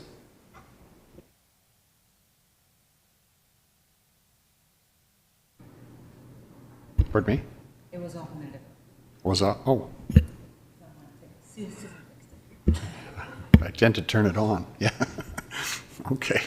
Any other questions? If not, we have a recommendation in front of us as part of the RFD that council accept this as information and directs administration to provide a synopsis of the Rule 007 black line version once available. Not agent, rule, right? Yeah. Holly, go ahead, please. I'll move that. Okay. Thank you. The motion is that we approve the recommendation as presented. All in favor, please indicate. That is carried. Thank you, Jeff and Shanali. We appreciate that. It's 5 to 12. What do we have time for here yet? Lane, you want to come up for 11.2 before lunch?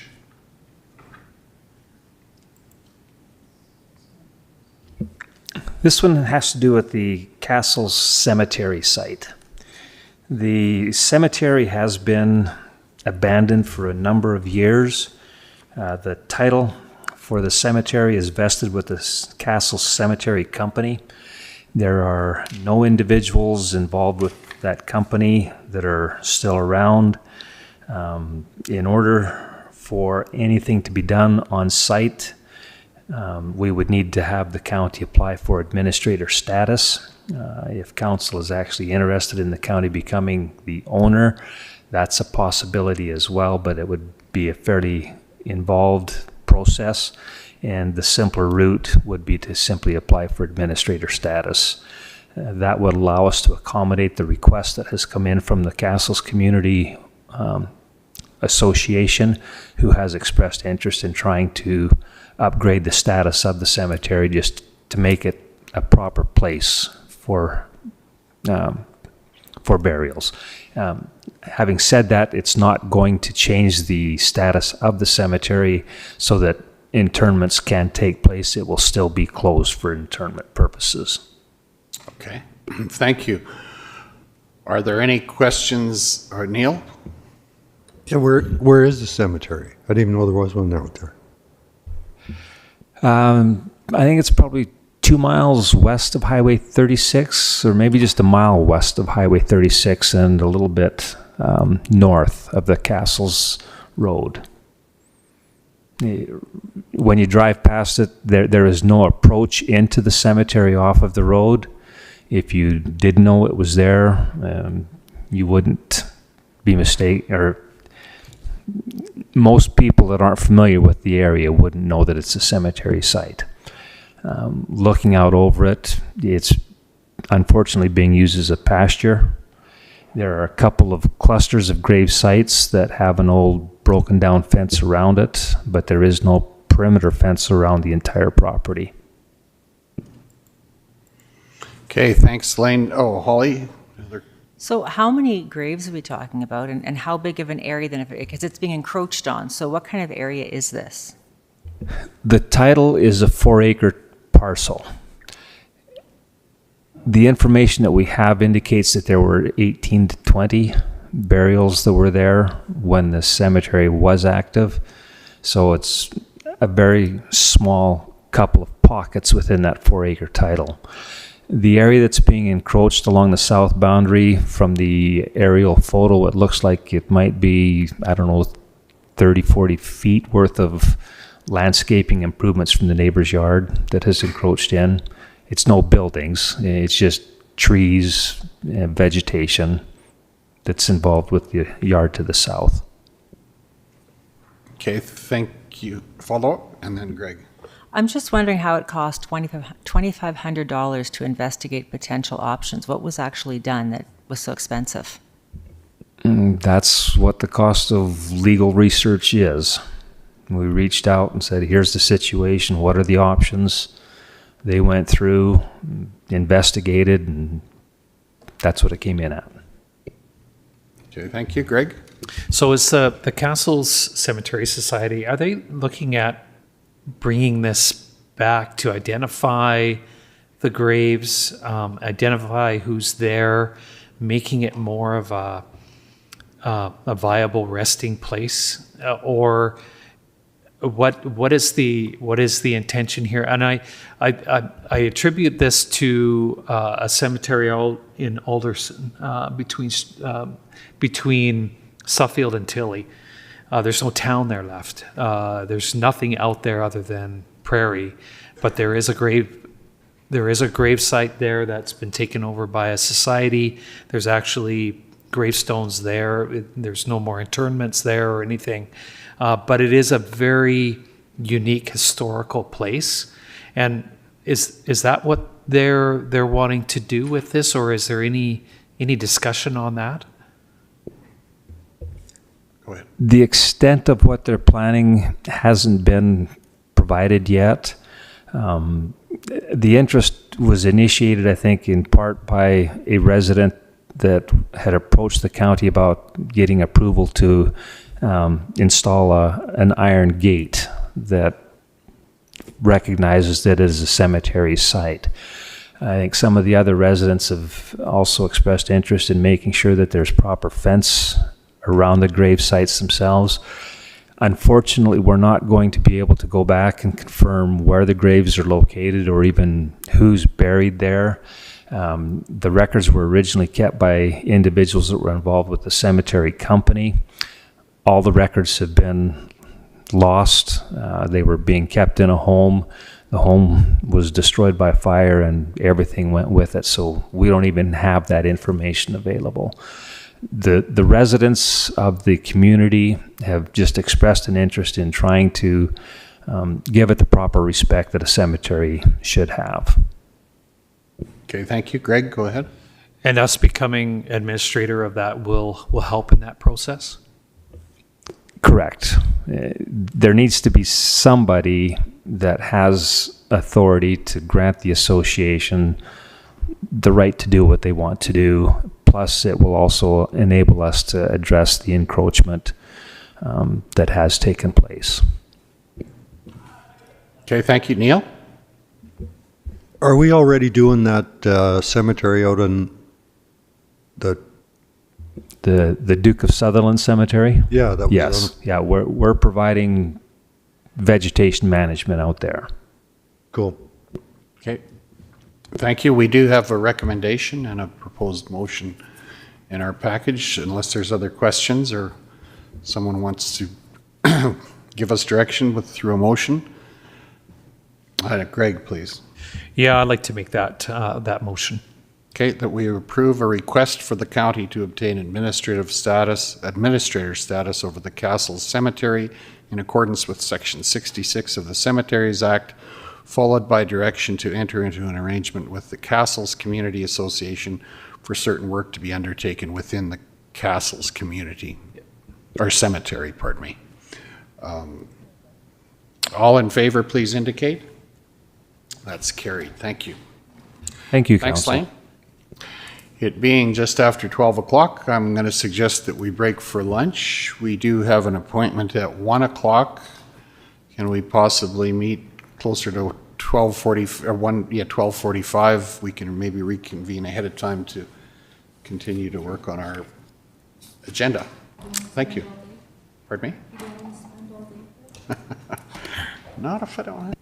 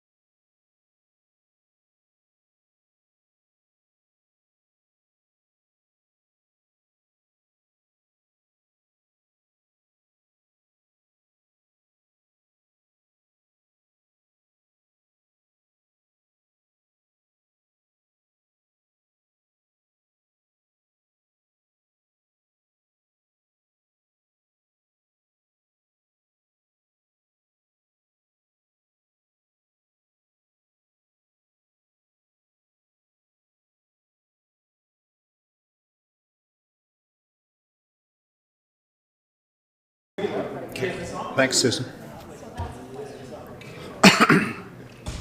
Did you say we're good? Yeah. Okay, looks like everyone's here, so maybe we'll reconvene our meeting a little bit early. Welcome to Jong with the Christ the Redeemer School to do a presentation for us. Do you know everybody in their room?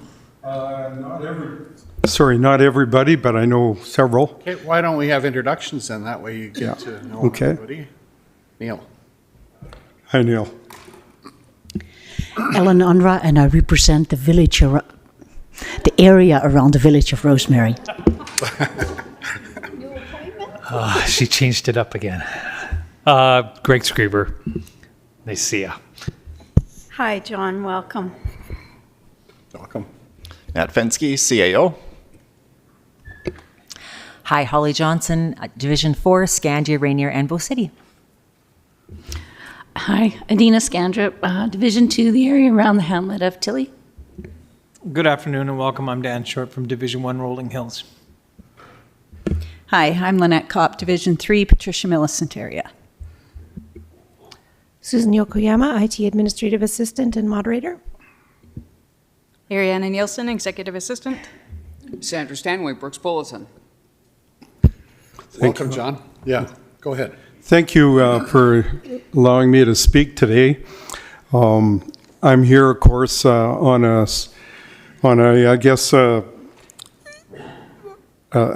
seeking support for what we are, of course, facing with our school division.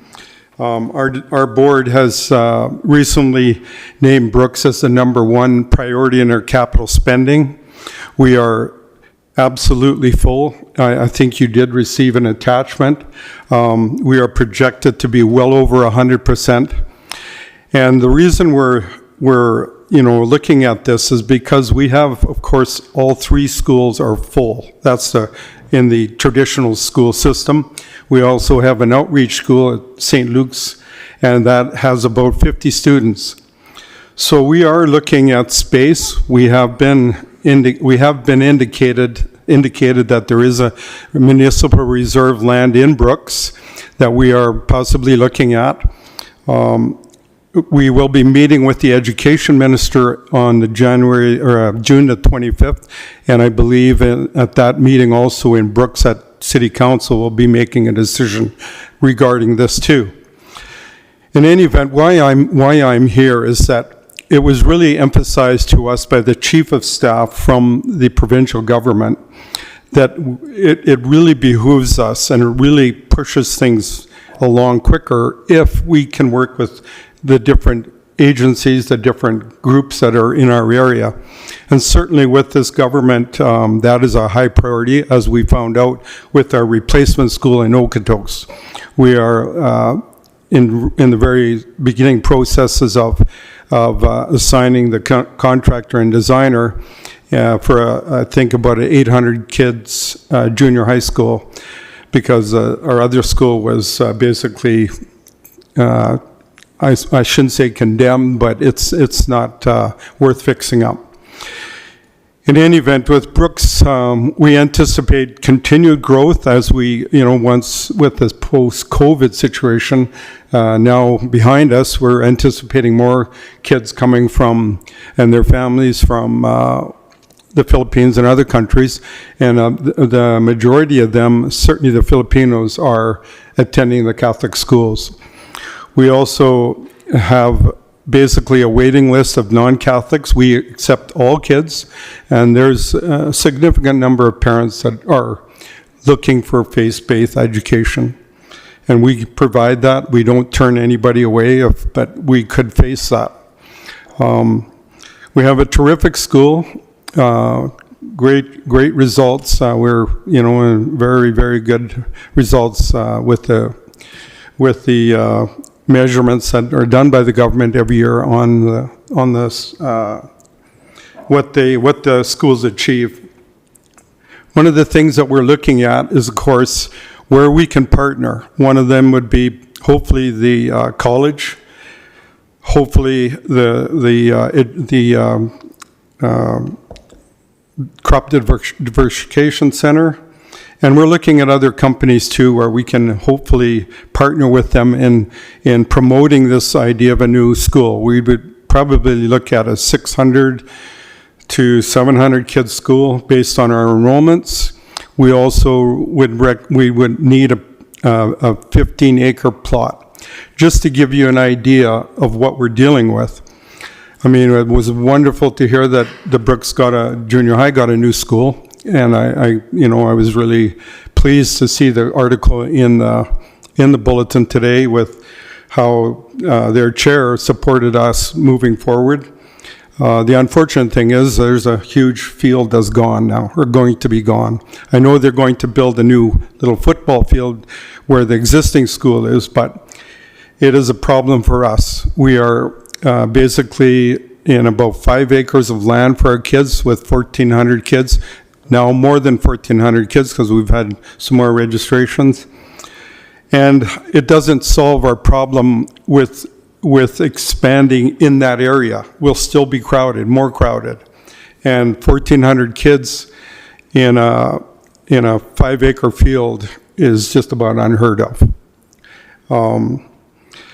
With a new school, we would immediately alleviate our problem with space in the other schools because we would move St. Luke's outreach to the high school where they could partner up with doing drama, phys ed, music, the fine arts.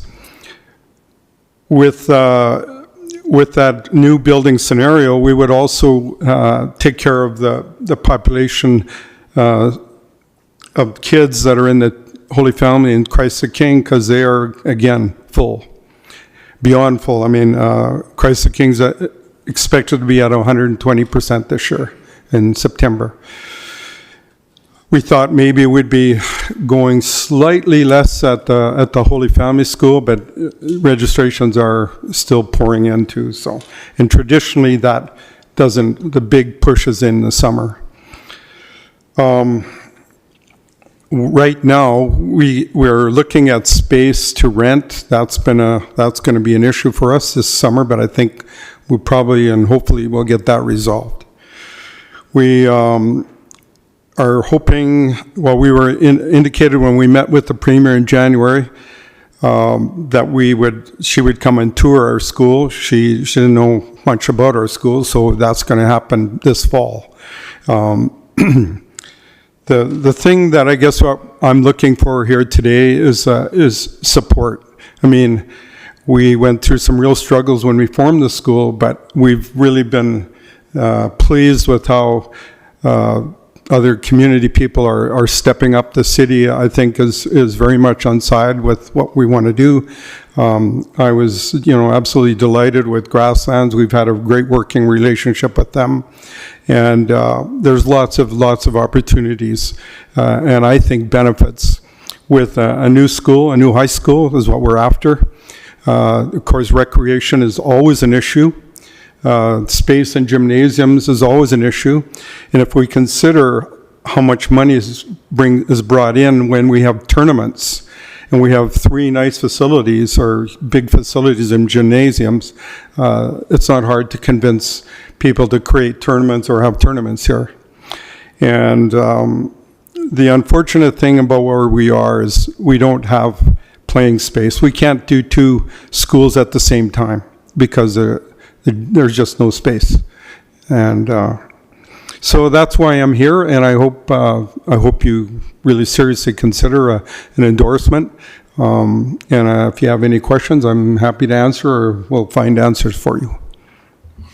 Thanks for that, John. Do you have a site identified for? We have in consultation. Now, this isn't public yet, but there is the idea of putting it at. Okay, then I won't say it. We're live. Yeah. It's up to you, but I mean, Sorry?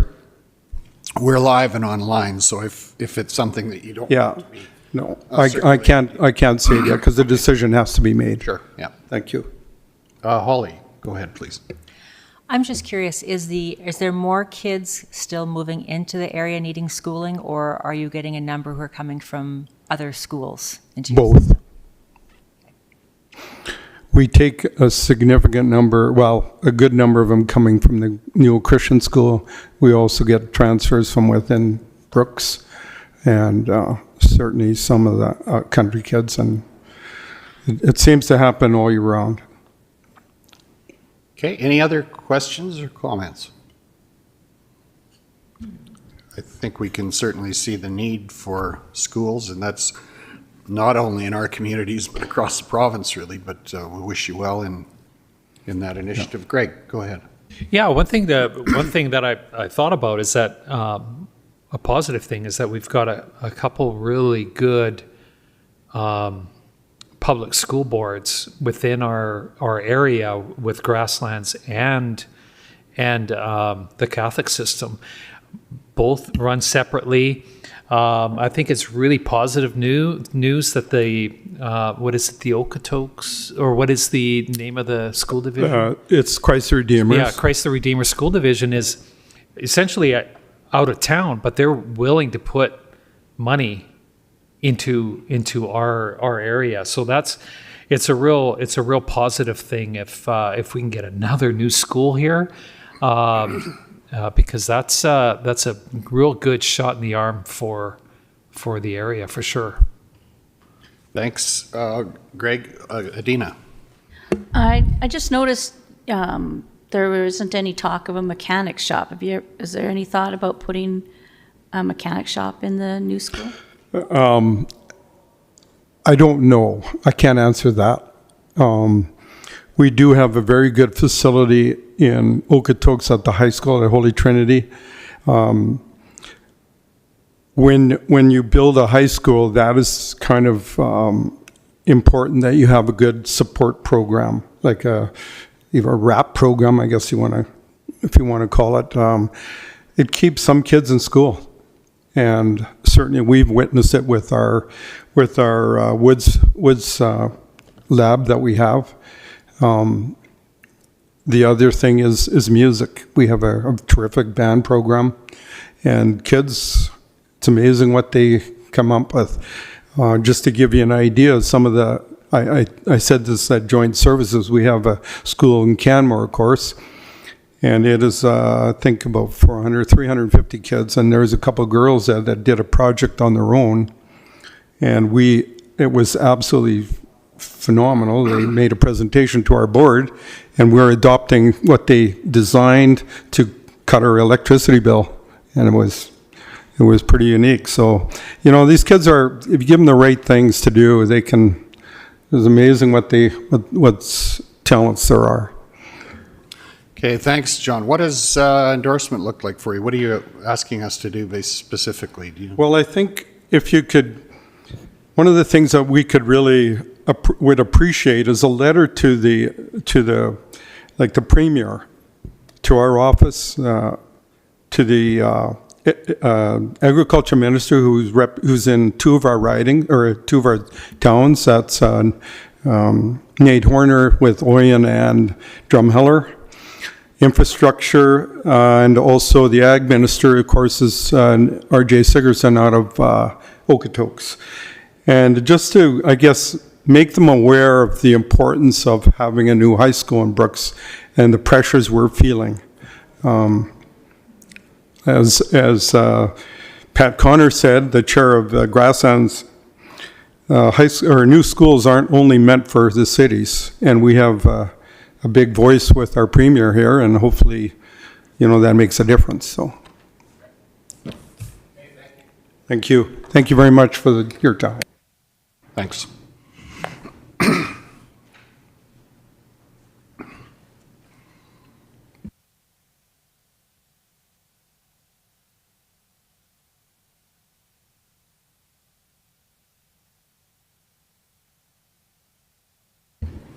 So in response, do we want to draft a letter of support? Greg? Yeah, I'd like to make that motion to draft a letter of support for if you want to wordsmith it. Have administration draft a letter of support that can be circulated to the appropriate government representatives, right? Okay. All in favor, please indicate. That's carried. Thank you. Good.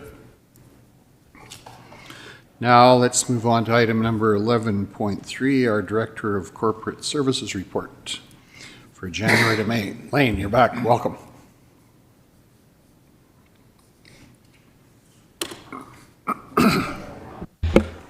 Back again. So just pulled together some details for council to be aware of. If there's any questions that you've got for any of the items that are referenced in there, maybe in particular, we'll draw your attention to some plans that Stuart is working on with emergency services. We had been approached by Halo to sponsor a fundraiser and looking at pulling that together for, come on up, Stuart. End of July, early August, and reaching out for some sponsors for that event. But if there's any questions that you've got for any of the details that are in the report, certainly can respond to them at this time.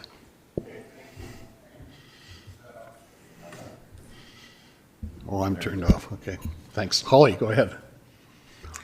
I had two things. First one was, it was not related to, it was not in your report, but I was curious if we have the exact final cost for the Patricia Fire Station. Lots of numbers were thrown out. Just wondering what the final cost was on that. But with the event, the fundraising event, we had the event last summer to thank fire responders, and I don't think we got the attendance we'd hoped for.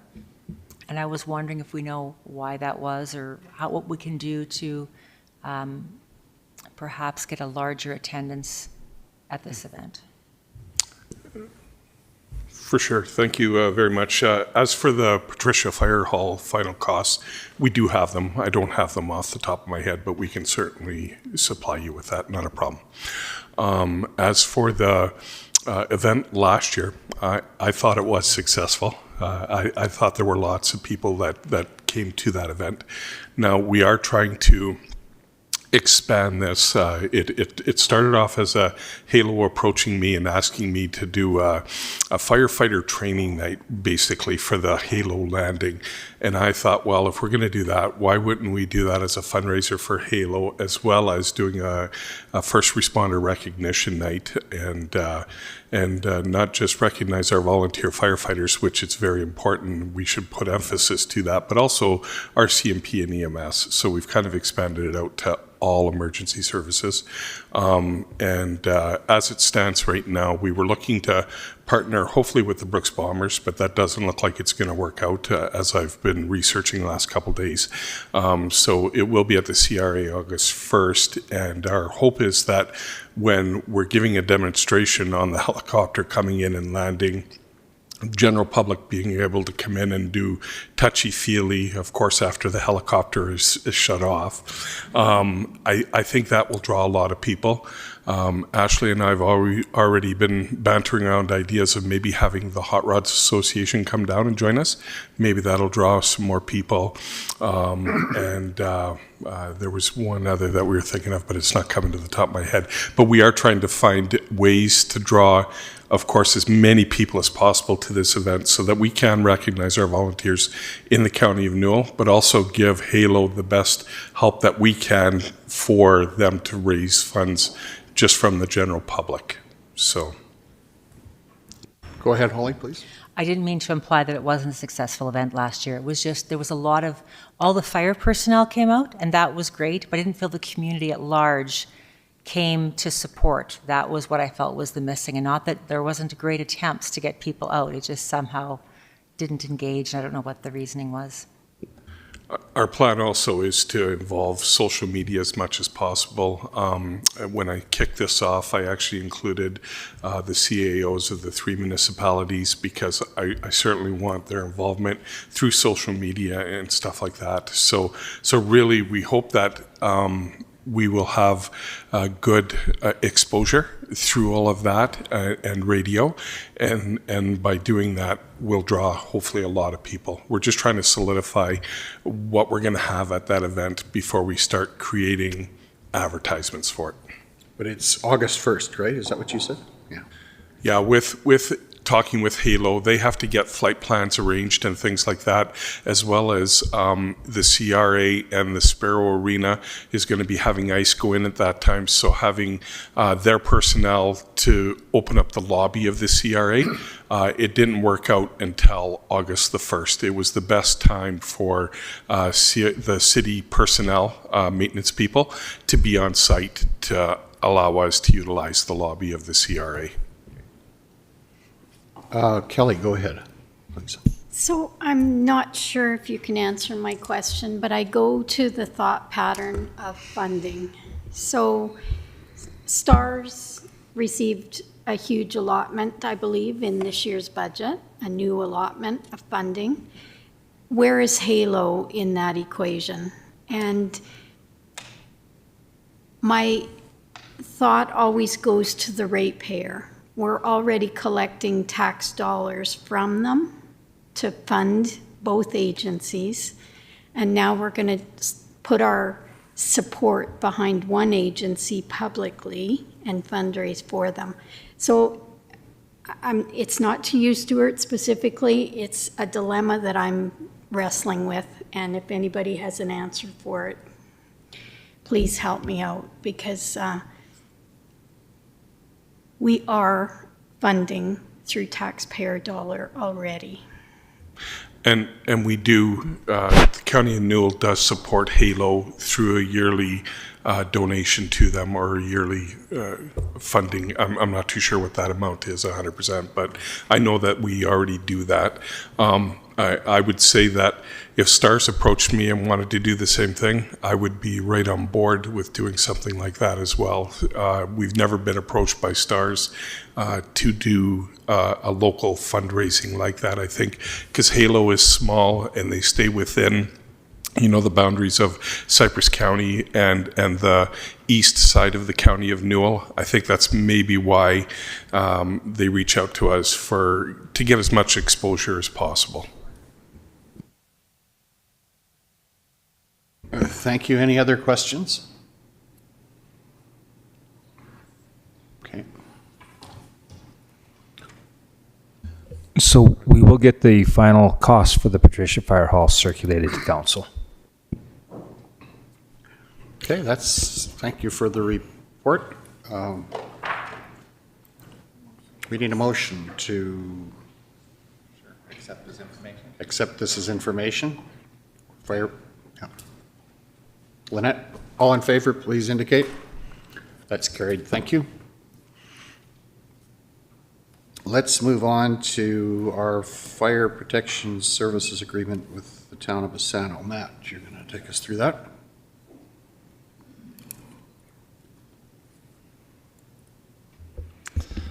All right. Well, this is a big day. A lot of work gone into updating this agreement. The Bassano ICF IDP committee has met previously to review an updated fire protection services agreement with the town of Bassano. Essentially, the agreement transfers operational and governance control of the Bassano Fire Department to the County of Newell. The County of Newell is then contracted back to provide fire protection services in the town of Bassano. We would bill for those responses, collect those revenues. We are in process. I just received the Phase 1 environmental assessment on the fire hall this morning, and it looks like we're good to go there. So that is proceeding. Details of the agreement, we've settled on an October 1st effective date, so that kind of gives some time to get through the inventory, figure out what renovations might need to happen before moving everything into the new fire hall. Made arrangements with the CAO in Bassano. We said, you know, instead of the county taking on payroll for one quarter, why don't you guys just manage payroll for the rest of the year? Only have one T4 to issue. The whole idea behind this agreement is we're looking to streamline and make things more efficient in the fire service. So that made some sense to leave payroll with the town for the time being. So You do have the recommendation from the ICF IDP committee to approve this agreement as presented. I'm available for questions if there's details that you have questions about. Thank you, Matt. Are there any questions? Lynette, go ahead, please. So is the contract service going to be per need or use, or just a set amount over the year, or how is that working? Billing will be based on response. So if there's a fire on a structure in Bassano, that would trigger the billing. Okay, thank you. Also appreciate the efficiency, boots on the ground in terms of compensation to the end of the, going to the end of a fiscal period. That makes a lot of sense. Anyone prepared to make a motion as presented in our package? Kelly? Okay. Yeah, I'd be happy to make that motion. It's the first of hopefully a few others in the county. The contract is designed to work that way, so that's exciting. We'll see how it goes. And thanks to Matt and Amanda Davis at CAO of Bassano for making this presentable for us with minimal effort on the political part. Right, thank you. Okay, we have a motion on the floor. All in favor, please indicate. That is carried. Thank you. That was, that's some big work that's behind us now. That's good, or still in front of us, I guess. But yeah, go ahead, Matt. Yeah, big work largely for Stuart and his volunteer firefighters in Bassano getting the place up to snuff. But it's an exciting time. I know the fire service there is excited for the change and what lays ahead. Yeah, thank you. Okay, we have proposed changes to the item number 11.5 is proposed changes to Grasslands Regional FCSS agreement. You have attachments there and also a motion under 11.5.1. I think we've given this consideration in the past. What is your pleasure?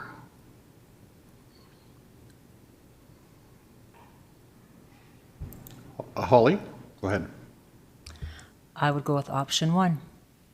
That the updated Grasslands Regional FCSS agreement be approved as presented. Any further discussion? All in favor of the motion, please indicate. That's carried. Thank you.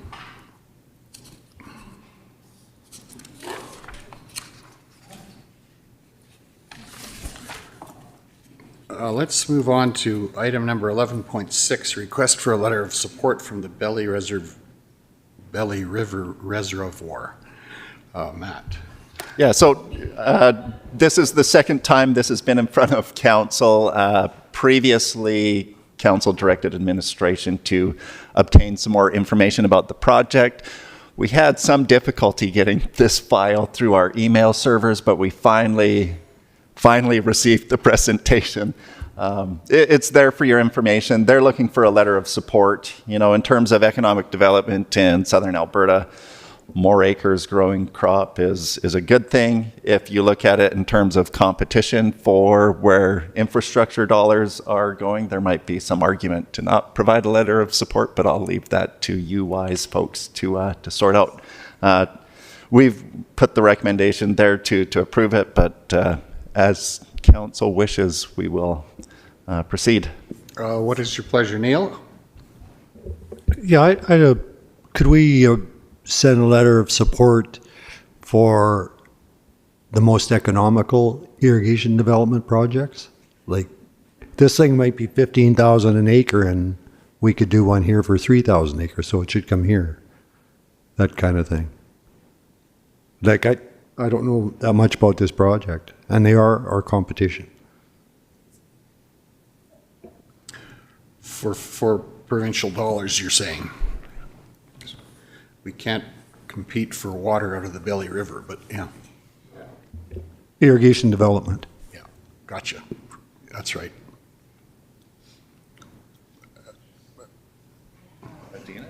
Adina, please.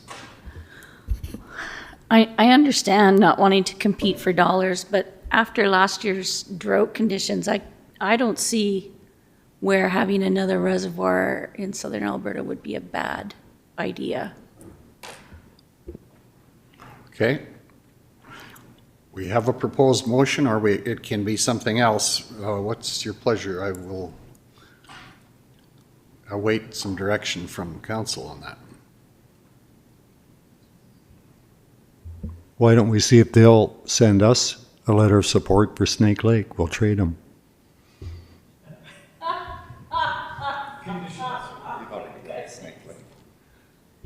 Snake Lake is approved, I think.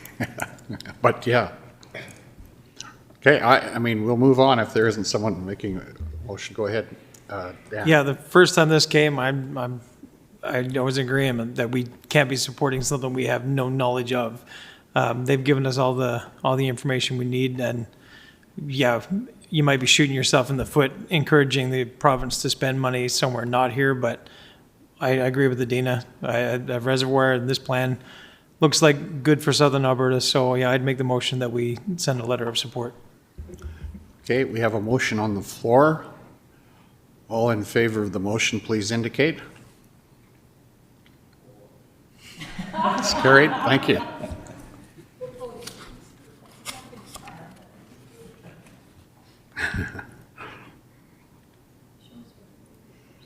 Item number 11.7, meeting with Premier MLA Danielle Smith, June 28th, agenda items. 25th, right, sorry, right. What, Ariana, have you got a list of some of them? We know what they are, some of them are, but.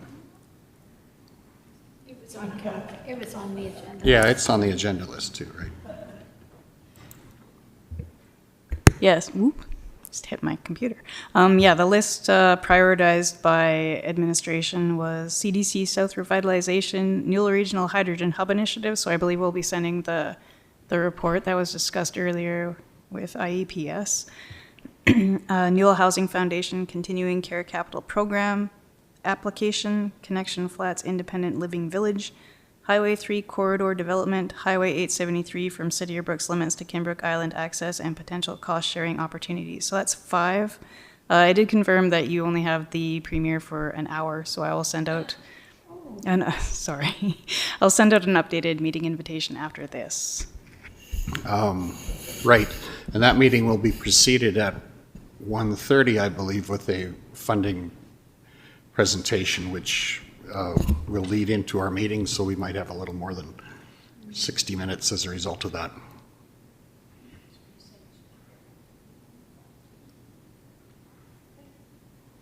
Okay. Greg, please, I'm sorry. A couple things. Highway 3 corridor development.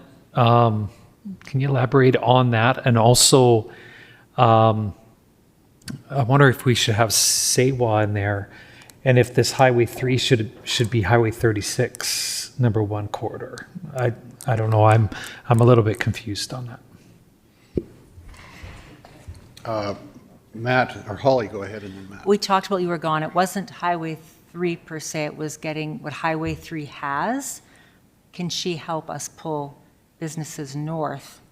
Because it's all on Highway 3, and why is it all going there? Why can't we get something here? So it really wasn't Highway 3. We used Highway 3, but it wasn't about Highway 3. We need to rename it. It needs to be renamed, yeah. Yeah, but that was a discussion. It wasn't about Highway 3 per se. It was about making our area more of a Highway 3. How do we do that? It's about irrigation. Sorry. No, she got it? Okay. Neil and then Greg, sorry. Yeah, you know what I'm going to say, Adina. I keep bringing this up. The big ticket item is a $350 million item is solar. And I think she should be reminded that even when we went through our AUC report there, we didn't agree with a few things in that report. And anything she could do, what's the right word? I don't know. Or I'll have to swear. To maybe have a relook at this and help us. I mean, she is our MLA. This is the biggest money source looking us straight in the eye. Anything she could do to maybe relax some of the regulations promote solar a little bit more vocally, other than being against it, would be much appreciated. And I have a standing offer from Elemental Energy. Anytime she wants a tour of the solar farm, they will set it up. Joe Hussein from Vancouver will fly out himself. He's a Vancouver billionaire. Okay, Holly? I'm wondering if we should wait on that until we get the Rule 7 report, because they're gathering information now and they're getting all that feedback. I'm wondering if we should just wait until we have a bit more detail on that. You're probably more patient than I am. I think she should be made aware of it. Just, and I'm not hostile towards her anymore. I changed my tactics. I'm being nice. Just be made aware of the consequences of what she's done. Okay, Kelly? Yeah, I've wanted to point that out to her in a soft manner as well. I think we have others in the queue. I don't want to, we've already lost one possibly, we don't know. There's others in the queue, and I think that's a big ticket item. We also have on the back burner that we haven't talked about for a long time, and it came up in our Health Foundation meeting last night, Bassano Health Center. They just spent hundreds of thousands of dollars and actually put air conditioning into a 100-year-old building. You can imagine what that cost. It took 6 months, but they actually have air conditioning now, and they don't have to have windows open in the summertime. So I don't know, like, where are we with that project? And where are we going with that project? That's the question. Okay, I think, go ahead, Matt. Yeah, I was just going to speak to the South Zone is working on their health needs assessment, and then once the South Zone is done, they look at the smaller. So I think the answer you're going to get on any individual asset is, well, we can't talk about that until we get our assessments complete. So that might be the thing to ask about is we've been hearing about these assessments, which are necessary before we look at individual assets. Yeah, well, and longer, right? So. Yeah. Okay, thank you. Okay, we'll put that on that way. I don't think it's to go on this time, Okay. right? Yet. We only have the hour, but I just don't want council to forget about it. Great, good. Greg, please. Yeah, my point was kind of taken up with the one point, but I think SEWA is important. Just an update from the people involved in our council to give the Premier an update on SEWA, that we're still working on it, and let her know where we're at. I think that's important. Yeah. That's an important project for our area. Yeah, say well be on. Neil? Yeah, just a little update. I got an email. I don't know if Kelly got it too. The Premier has asked SEWA to come and meet with her. So it's in her system somewhere, but it's well worth bringing it up here again too. Okay. Anything else? I think, Matt, go ahead. So for rephrasing or retitling the Highway 3 corridor development item, would it be more appropriately named agricultural economic development opportunities? I don't know. I'm open to advice.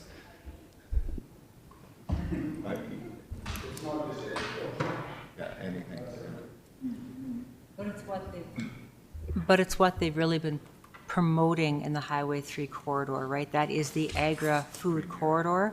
So why can't they move it up the Highway 36? So So we want that business. We want it. Okay, thank you. That's right. Kelly?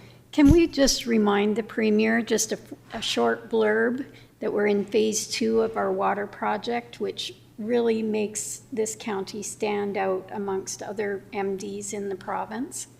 The money that we have put in, the money that they have put in, and where we're at with that project. It wouldn't take long at all, but I think she needs a reminder as our MLA. Yeah, that's a good point. Yeah. Okay. That's a fairly fulsome list of discussions, and that'll be good.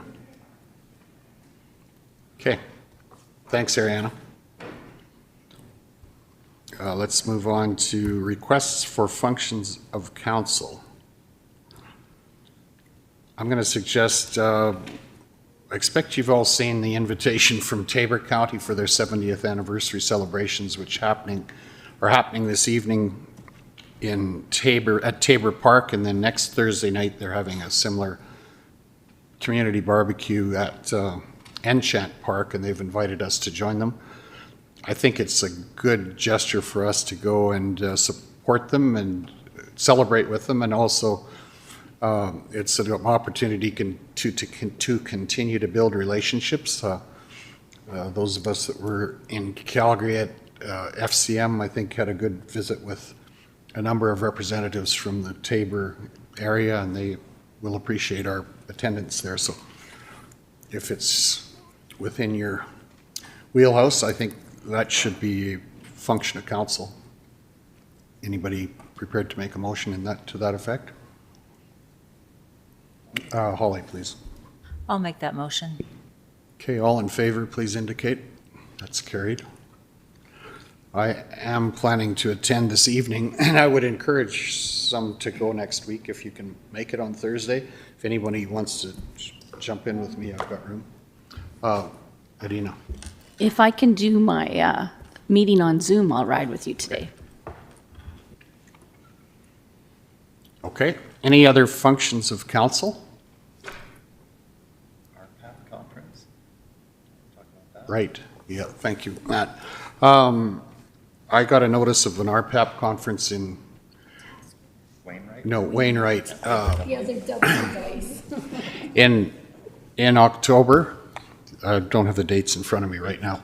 8th to the 10th of October.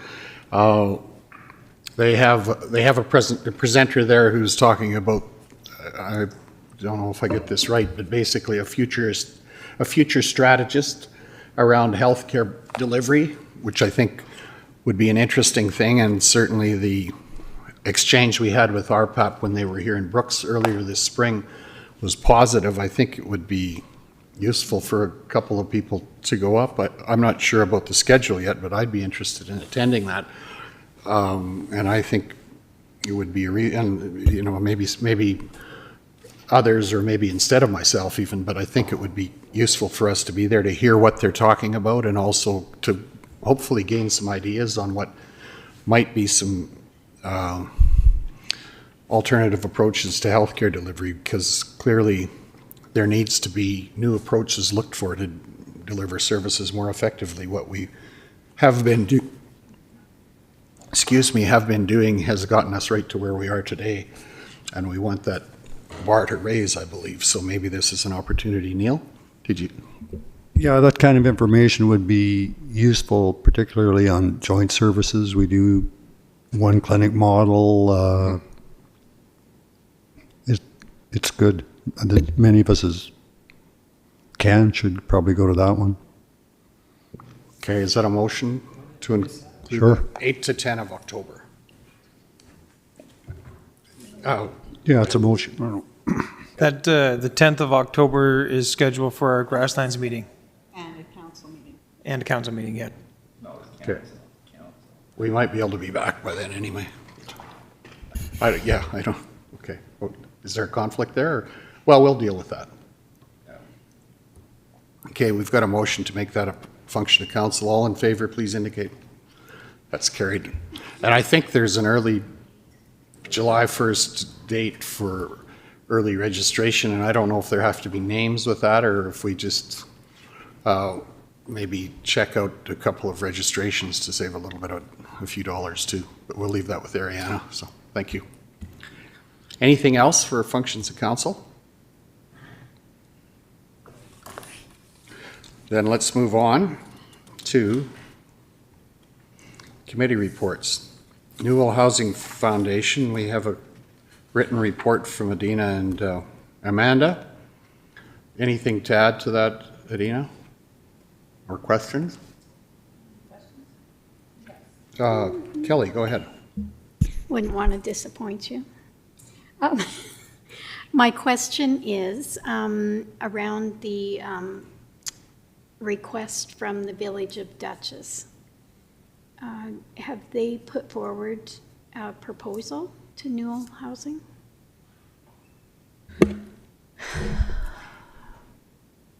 No. And we haven't received much information about that either from the counselor from Dutchess that attends the meetings, so we're still it's just kind of in limbo because we've informed, we're not interested in taking on any debt for that this was their initiative, so we're still waiting to hear. Okay, thank you. Lynette, Newell, County of Newell Library Board, sorry. Yeah. County of Newell Library Board. We said goodbye and thank you very much to Sherry Steinbach off of that board and have welcomed Della Armstrong as our representatives for Division 6. And we are very much looking for a board member from Divisions 5 and 10. The Brooks Library Board has also expressed the fact that they would like somebody there, so Divisions 5 and 10, if you can find us a board member, that would be great. We are also in the process of drafting a letter in response to a letter we received from the Brooks Library Board as well, and we are also going to be extending an invitation for them to come to our board meeting. That's about it for the County of Newell Library Board. Can I just continue? Recycling, okay, Newell Recycling Association. We've had 2 shredding events now, fairly well attended, with over a ton of shredding material at each event. And there will be another one coming up, so watch your social media. I don't have the date in front of me. Do you remember, Dina? Yeah, September-ish, I believe. Okay, and that's it. Oh, any questions? Any questions? Yes. Kelly. So is that stationary in the city only? You're not taking that out to the county at all, the shredding events? No, because their shredder is stationary, so you would have to bring your shredding to them. So what happens to shredding within the county, you have to bring it to the city, unfortunately. Okay? And it is free, so you can get shredding from other companies. They will come and do your shredding, but it costs you. Right? We do. So. Out in Bassano, we have a sponsored event from a company that will bring their portable truck in. So you might want to share that with other Newell shredding organizations so that shredding does go on, because that's very important to the environment as well. Noted. I will pass that along. Otherwise it gets burned, right? That's books and paper, right? Sensitive. Dina, please. I've been too chicken to ask this before, but what do we do? How do we let people know about the give and take hut? Does anybody know about the give and take hut at the recycling center? That's a really good point. Does anybody know about that? How would we unless you tell us? There is a shed at the Newell Recycling Association building that has got books in it, different types of fertilizer, like if somebody brings in like plant fertilizer, and it's usable, it's in like maybe still even a sealed container, it could be put into there so that somebody else could use it. And it's just basically a free leave it or take it. Good to know.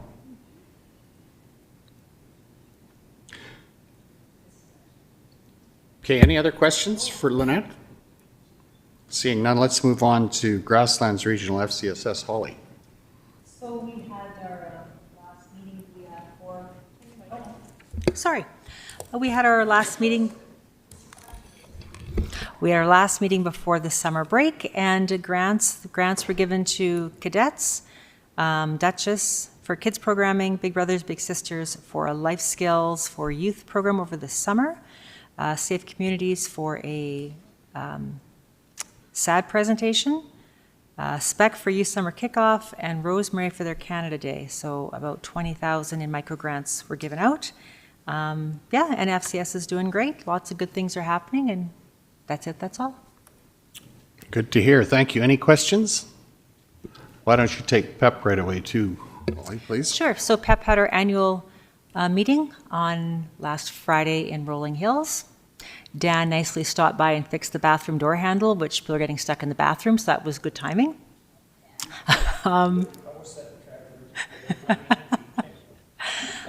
We had elections at that meeting.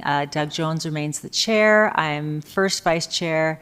Angie Warwick from Hannah is second vice chair. Our secretary treasurer is Cody Hilmer from Coronation, and our members at large are Cassie Hyder from Medicine Hat and Irv Morey from Bassano. So we have more representation from our area, which is great. We also announced that we are, PEP is the lead RETA. We have working on, it's been granted, but working on grant of about 500 million, which is housing and infrastructure. So it's a really, really large grant we're successful in. 500 million. Yeah. So that's what we're working on. And it's Canadian Infrastructure Bank lends 50% of project costs at an attractive interest rate of approximately 1% to 2%. So really good things happening. So that's exciting. So we'll look at how that can be accessed for the County of Newell and other areas. That's good. Any questions? I wasn't able to stay for the annual meeting, but I was at your meeting ahead of time, and I appreciated the good job you did at chairing that meeting and good information there. There was lots of interest for what's happening in the County of Newell, too, I thought there, which is good. If there's no other questions, we'll go on to Joint Services Committee. Greg, Kelly, and Neil. Who's reporting? Greg? Just a couple things, and the other two can add to it for sure. We received a report from the various school districts in the area. They're basically saying that they're busting at the seams, exactly what Mr. Jong had mentioned today. Grasslands are really excited about the new school development and things, which does put a strain on other areas within the with respect to recreation. So those kind of things are going to have to be worked with. The one clinic model was discussed at length, and basically what Joint Services has decided was to, we looked at various models as to what would work best, and basically we said, do you know what? We need to put this back to the doctors, because if the doctors aren't going to be on board for whatever model we pick, because we're not the experts, if they don't agree, then there's really no change needed. So, or if they can't agree within amongst themselves to bring us a recommendation for a model to expand with. So it's back in the doctors' court, and we want them to come to us with some kind of proposal, because they need to have a buy-in.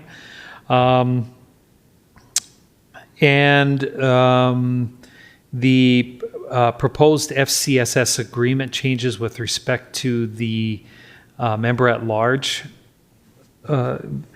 Basically, at Joint Services, we indicated that, yeah, we're going to keep it as is, and no changes. So,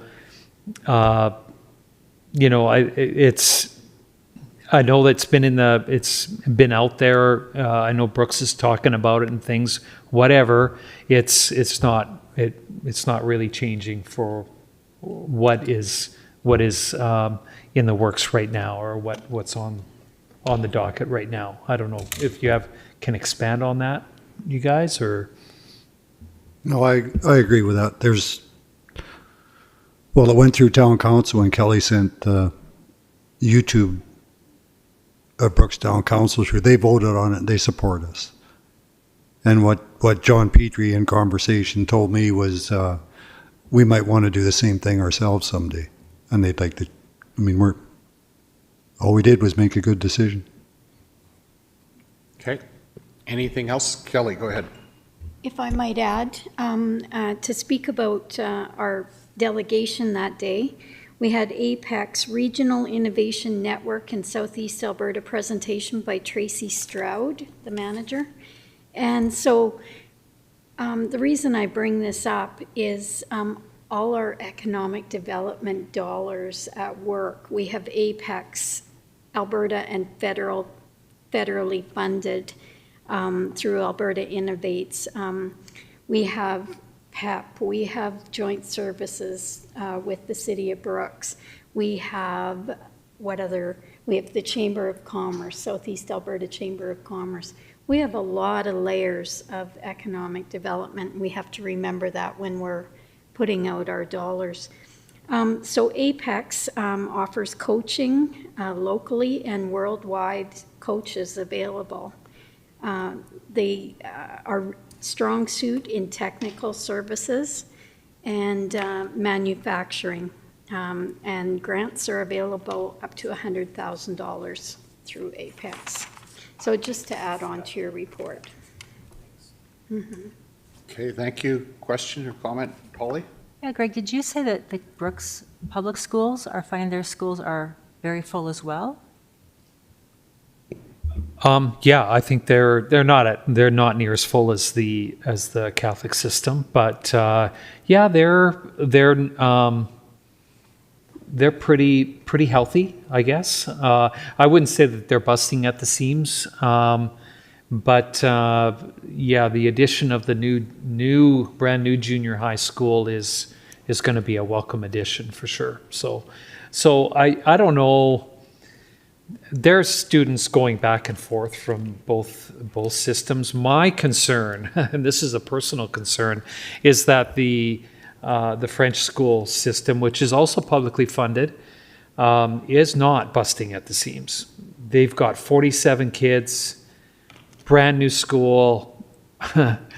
It's a public system, and only French-blooded people can go there. So that's my personal issue with that, and they're not busting at the seams. So yeah, I think with the Grasslands, I think it's healthy. I think we're at a healthy place with them, but who knows what that'll be in the future? I don't know. Okay, thank you. Any other questions or comments regarding joint services? Seeing none, Sewa, Neil or Kelly? Pretty much nothing to report. We went through, narrowed it down to 3 contenders, 1 mass burn and 2 regional ones. And then since then, Ray has come up with 2 other possible vendors. So I've got a meeting tomorrow morning to interview them, and one next Wednesday to interview the other one. And by, what's the date of the the board meeting? 28. By then they should have a recommendation of which way to go, and then bring it back to all the councils, see if we have support for whatever decision SAWA makes, and that will be the beginning or the end of SAWA. Okay, thank you. Any questions? If I might add, they are waiting with bated breath to hear about our funding, that whether or not we're still on board to move forward, because they would like to continue to work. So our timeline is now as to give them an answer, how we feel about that. Thanks for remembering that. We should probably make a motion and decide on that. So let's have a conversation. That's all the money they got. Yeah. and you saw the financials. The way the board is leaning, and this is totally unofficial, but it feels like the conversation is going into micro plants. So breaking apart and having our own, maybe a regional hub, similar to what we did with the landfill, right? Or slightly larger, but certainly not a Southern Alberta plant.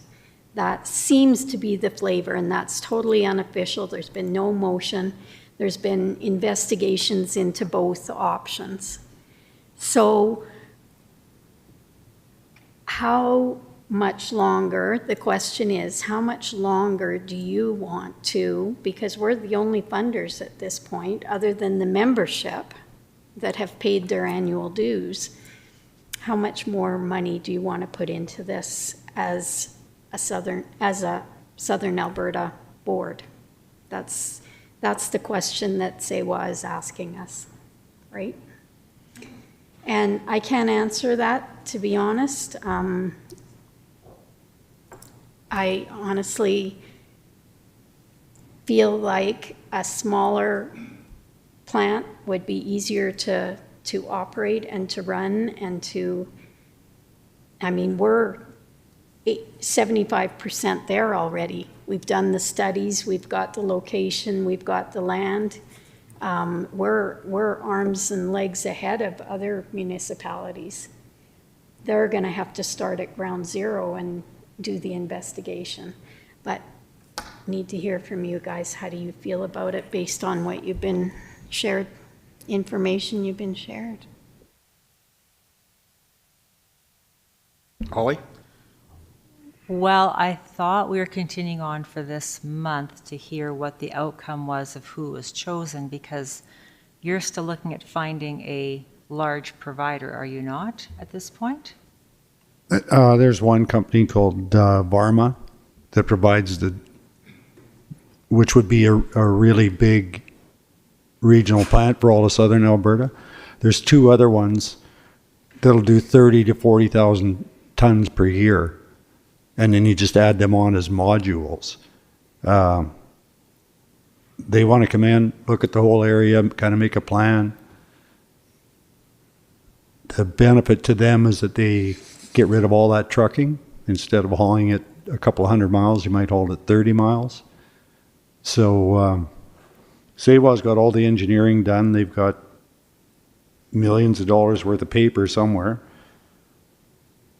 So they're using that as a basis to pick which one of these vendors can actually do the job.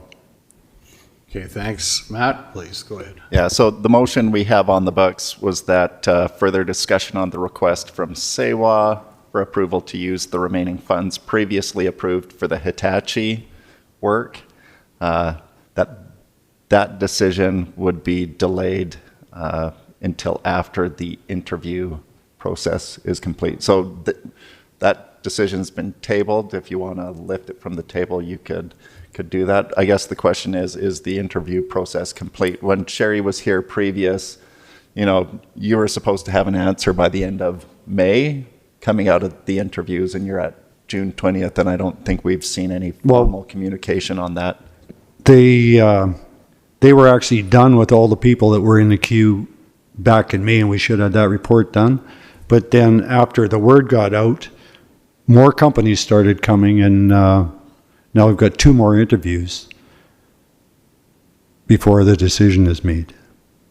So that's information that I don't have as a board member. yeah, I wouldn't cash that check till after, Okay. till they produce. Okay, thanks. Holly? So this is not just a way to extend out further funding? Well, It's just that... the only funding that we're talking about is funding that we already gave them and didn't use up. The money's already sitting there.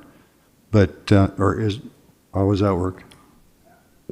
Yeah, so the way the motions were originally worded was that funding was dedicated to the Hitachi conversation, and it was up to, I think 150,000.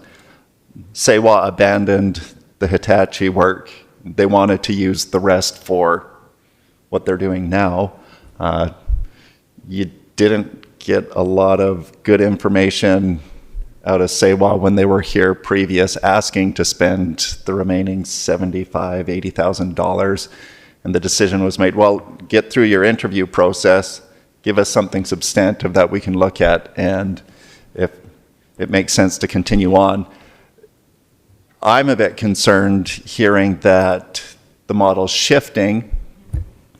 I think the argument for the county putting those dollars forward was the idea of a big fat plant getting built just down the road.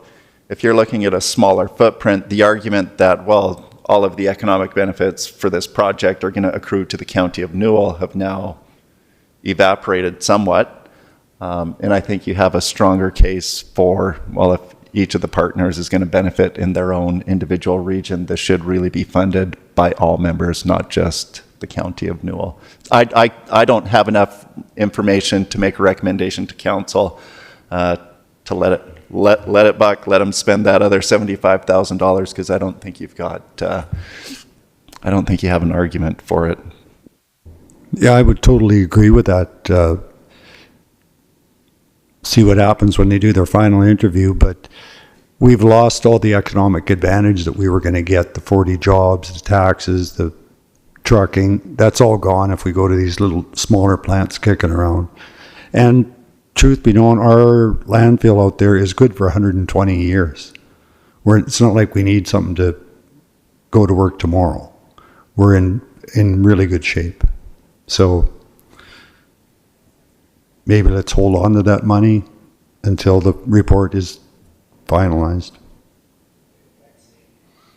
Thanks, Neil. Greg, and then Holly, please. Yeah, I support in waiting for, with the original motion, waiting for the results to come out from the interview process, and then we can decide on whether to release those funds based on our original motion. Yeah, it's important. If they need the funding, then they need to get a proposal to us, and if it doesn't fit what we want, or if it's a regional decision, then the funding doesn't go out.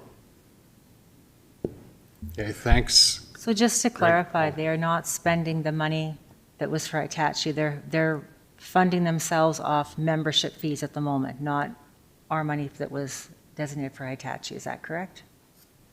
Matt. I'm not processing any payments to Sewa for any work until we get an updated motion saying, yeah, you can redirect the remaining $75,000 towards whatever else you're going to do there, figuring out the smaller modules. But yeah, county's not funding it. Okay, thanks, Matt. Adina? I just want to say I have some real concerns. I don't feel they've been good stewards of the funds that we've given them so far. I'm not really happy with this. Okay, I think that we have, thank you, some more information coming to us in the next short while, so let's just hold off for that and then see where that takes us, right? Okay. Okay, that's the committee reports. Oh, Holly, go ahead. Sorry, just one thing to add with PEP is that money is for a larger project. What we're looking at is getting them to do about the $50 million just for the PEP region as a beginning project, just to kind of see how everything works out, because there's a lot of agreements and such to work through with a project that's really large. So they might just focus on that, but still lots of details to be worked out on that. Okay, thank you.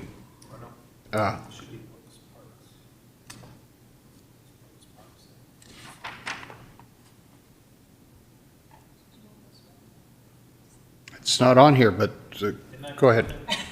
Sorry, my X didn't show up when I wrote, but I didn't do it, maybe. So anyway, so we had a Brooks Parks meeting last night.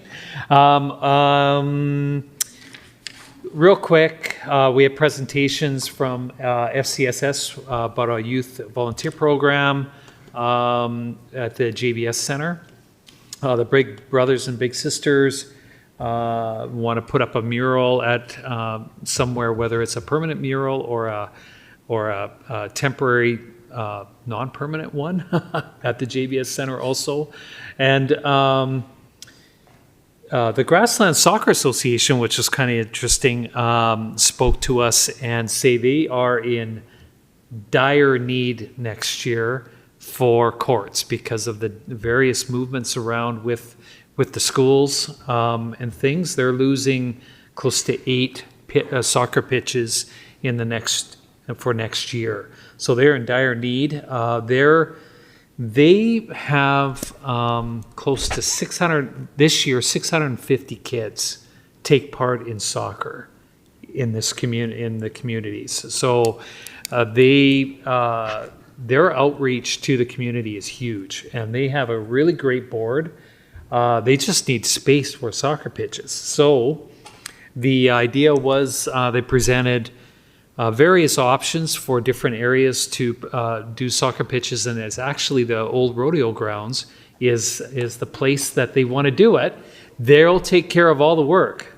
They'll take care of prepping the area, seeding, watering, all that stuff, as long as they can, and that will more than double the capacity what they need. And then the school district, they're very appreciative of Grasslands, of course, because basically Grasslands is allowing their spaces for soccer pitches. If you go to Griffin Park, it's littered with soccer pitches. It's incredible there.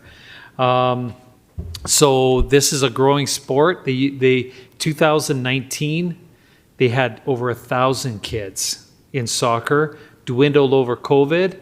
It's coming back with a vengeance. So they want to be prepared, and they had their hat in hand for support from Parks and Rec. So we'll see where this goes with the City Council, but just to let you know what's going on in the community, and this is a growing area, and they want to use the old rodeo grounds, and I think it's a perfect spot for it. So.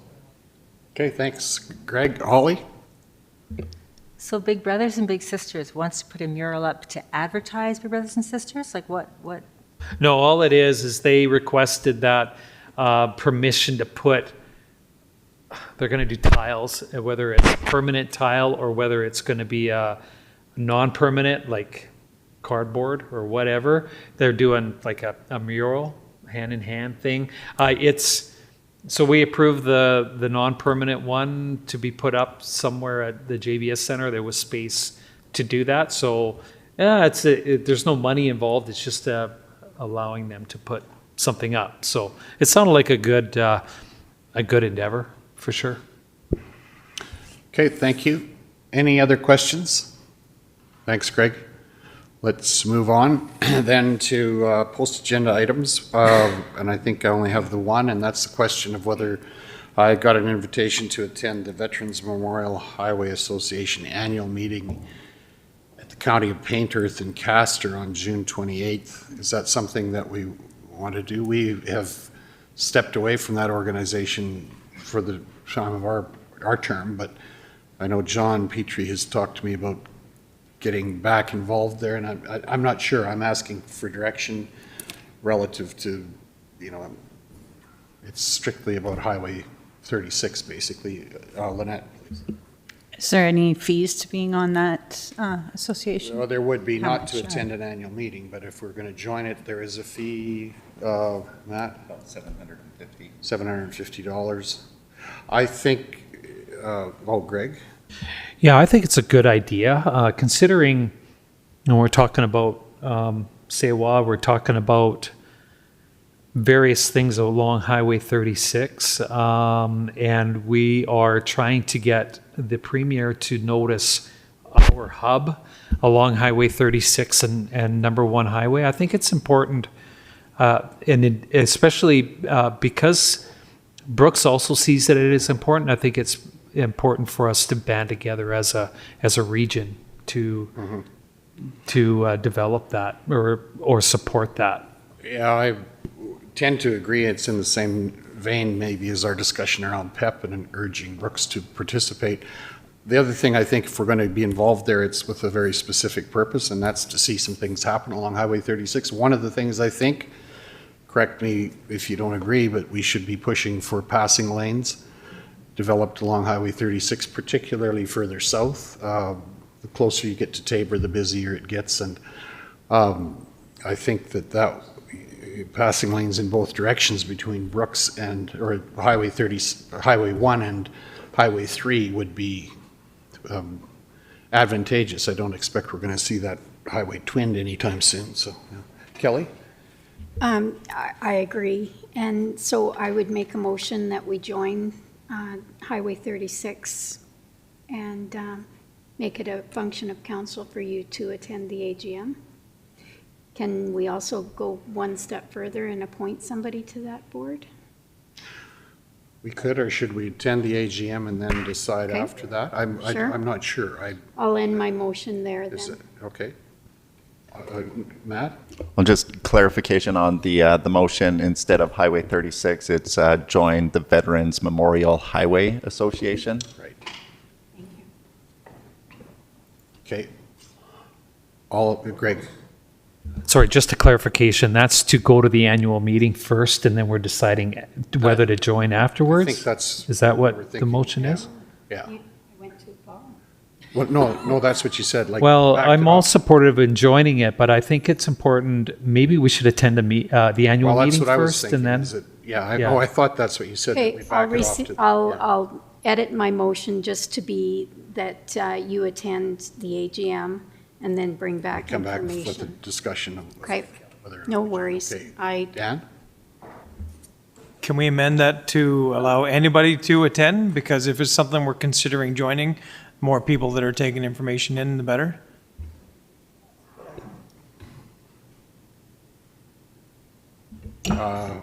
Holly? Yeah. When I attended previously, it was a fairly small group of people. It wasn't a very large event. Is it? I don't think we need more than 2 people probably if we want to send more than 1, but yeah, this isn't going to be a big, like it's not a I'd be dynamic. happy to amend my motion to 2 people to go to the AGM. But again, it's travel expense and Yeah, time expense, it's- so bring back the information and then we'll go from there. Do you want to go, Dan? I'll put your name 28th of June. next Friday. That doesn't work, okay? It's not I'll leave my motion at 2 people and talk to Arno about it then. Okay, thanks, Kelly. Greg? yeah, I'd be interested in going on that day. Okay, well, we could Yeah. get together if we're going to do that, so, okay. Yeah, it's not a broad range of topics that get discussed, but it's one that's important to us probably, so. Okay, let's move on. Oh, did we vote on that? Okay, sorry. All in favor of the motion, please indicate. That's carried, thank you. Sorry about that. Let's move on to item number 14.1, request for a letter of support from the Rural Community Immigration Pilot. Matt, you've got that for us? Yeah, so this is falling out of joint services. Everybody should be aware that there's been a lot of work done on the Alberta Advantage immigration program. The province is throttling that back, and this pilot project is another opportunity to attract human capital to the region. So the way Lisa has structured it, the City of Brooks will be putting the application in. They need a funding partner. Our money comes out of joint services budget, so it's just the formality of getting a letter of support to continue the work that they've been doing under that workforce attraction and development item of trying to get more bodies into the region. Okay, thanks, Matt. Is there a motion to that effect? Neil? Yeah, we need people in this area. I will make that motion. Okay, thank you. All in favor, please indicate. That is carried. Thank you. The rest of the agenda, I believe, is information items. Unless there are questions or comments, we will leave those as presented. And I'm going to suggest we take 5 minutes and move in, a motion to move in camera at 11 minutes after 2. Holly. All in favor of the motion to move in camera? That's carried. Thank you.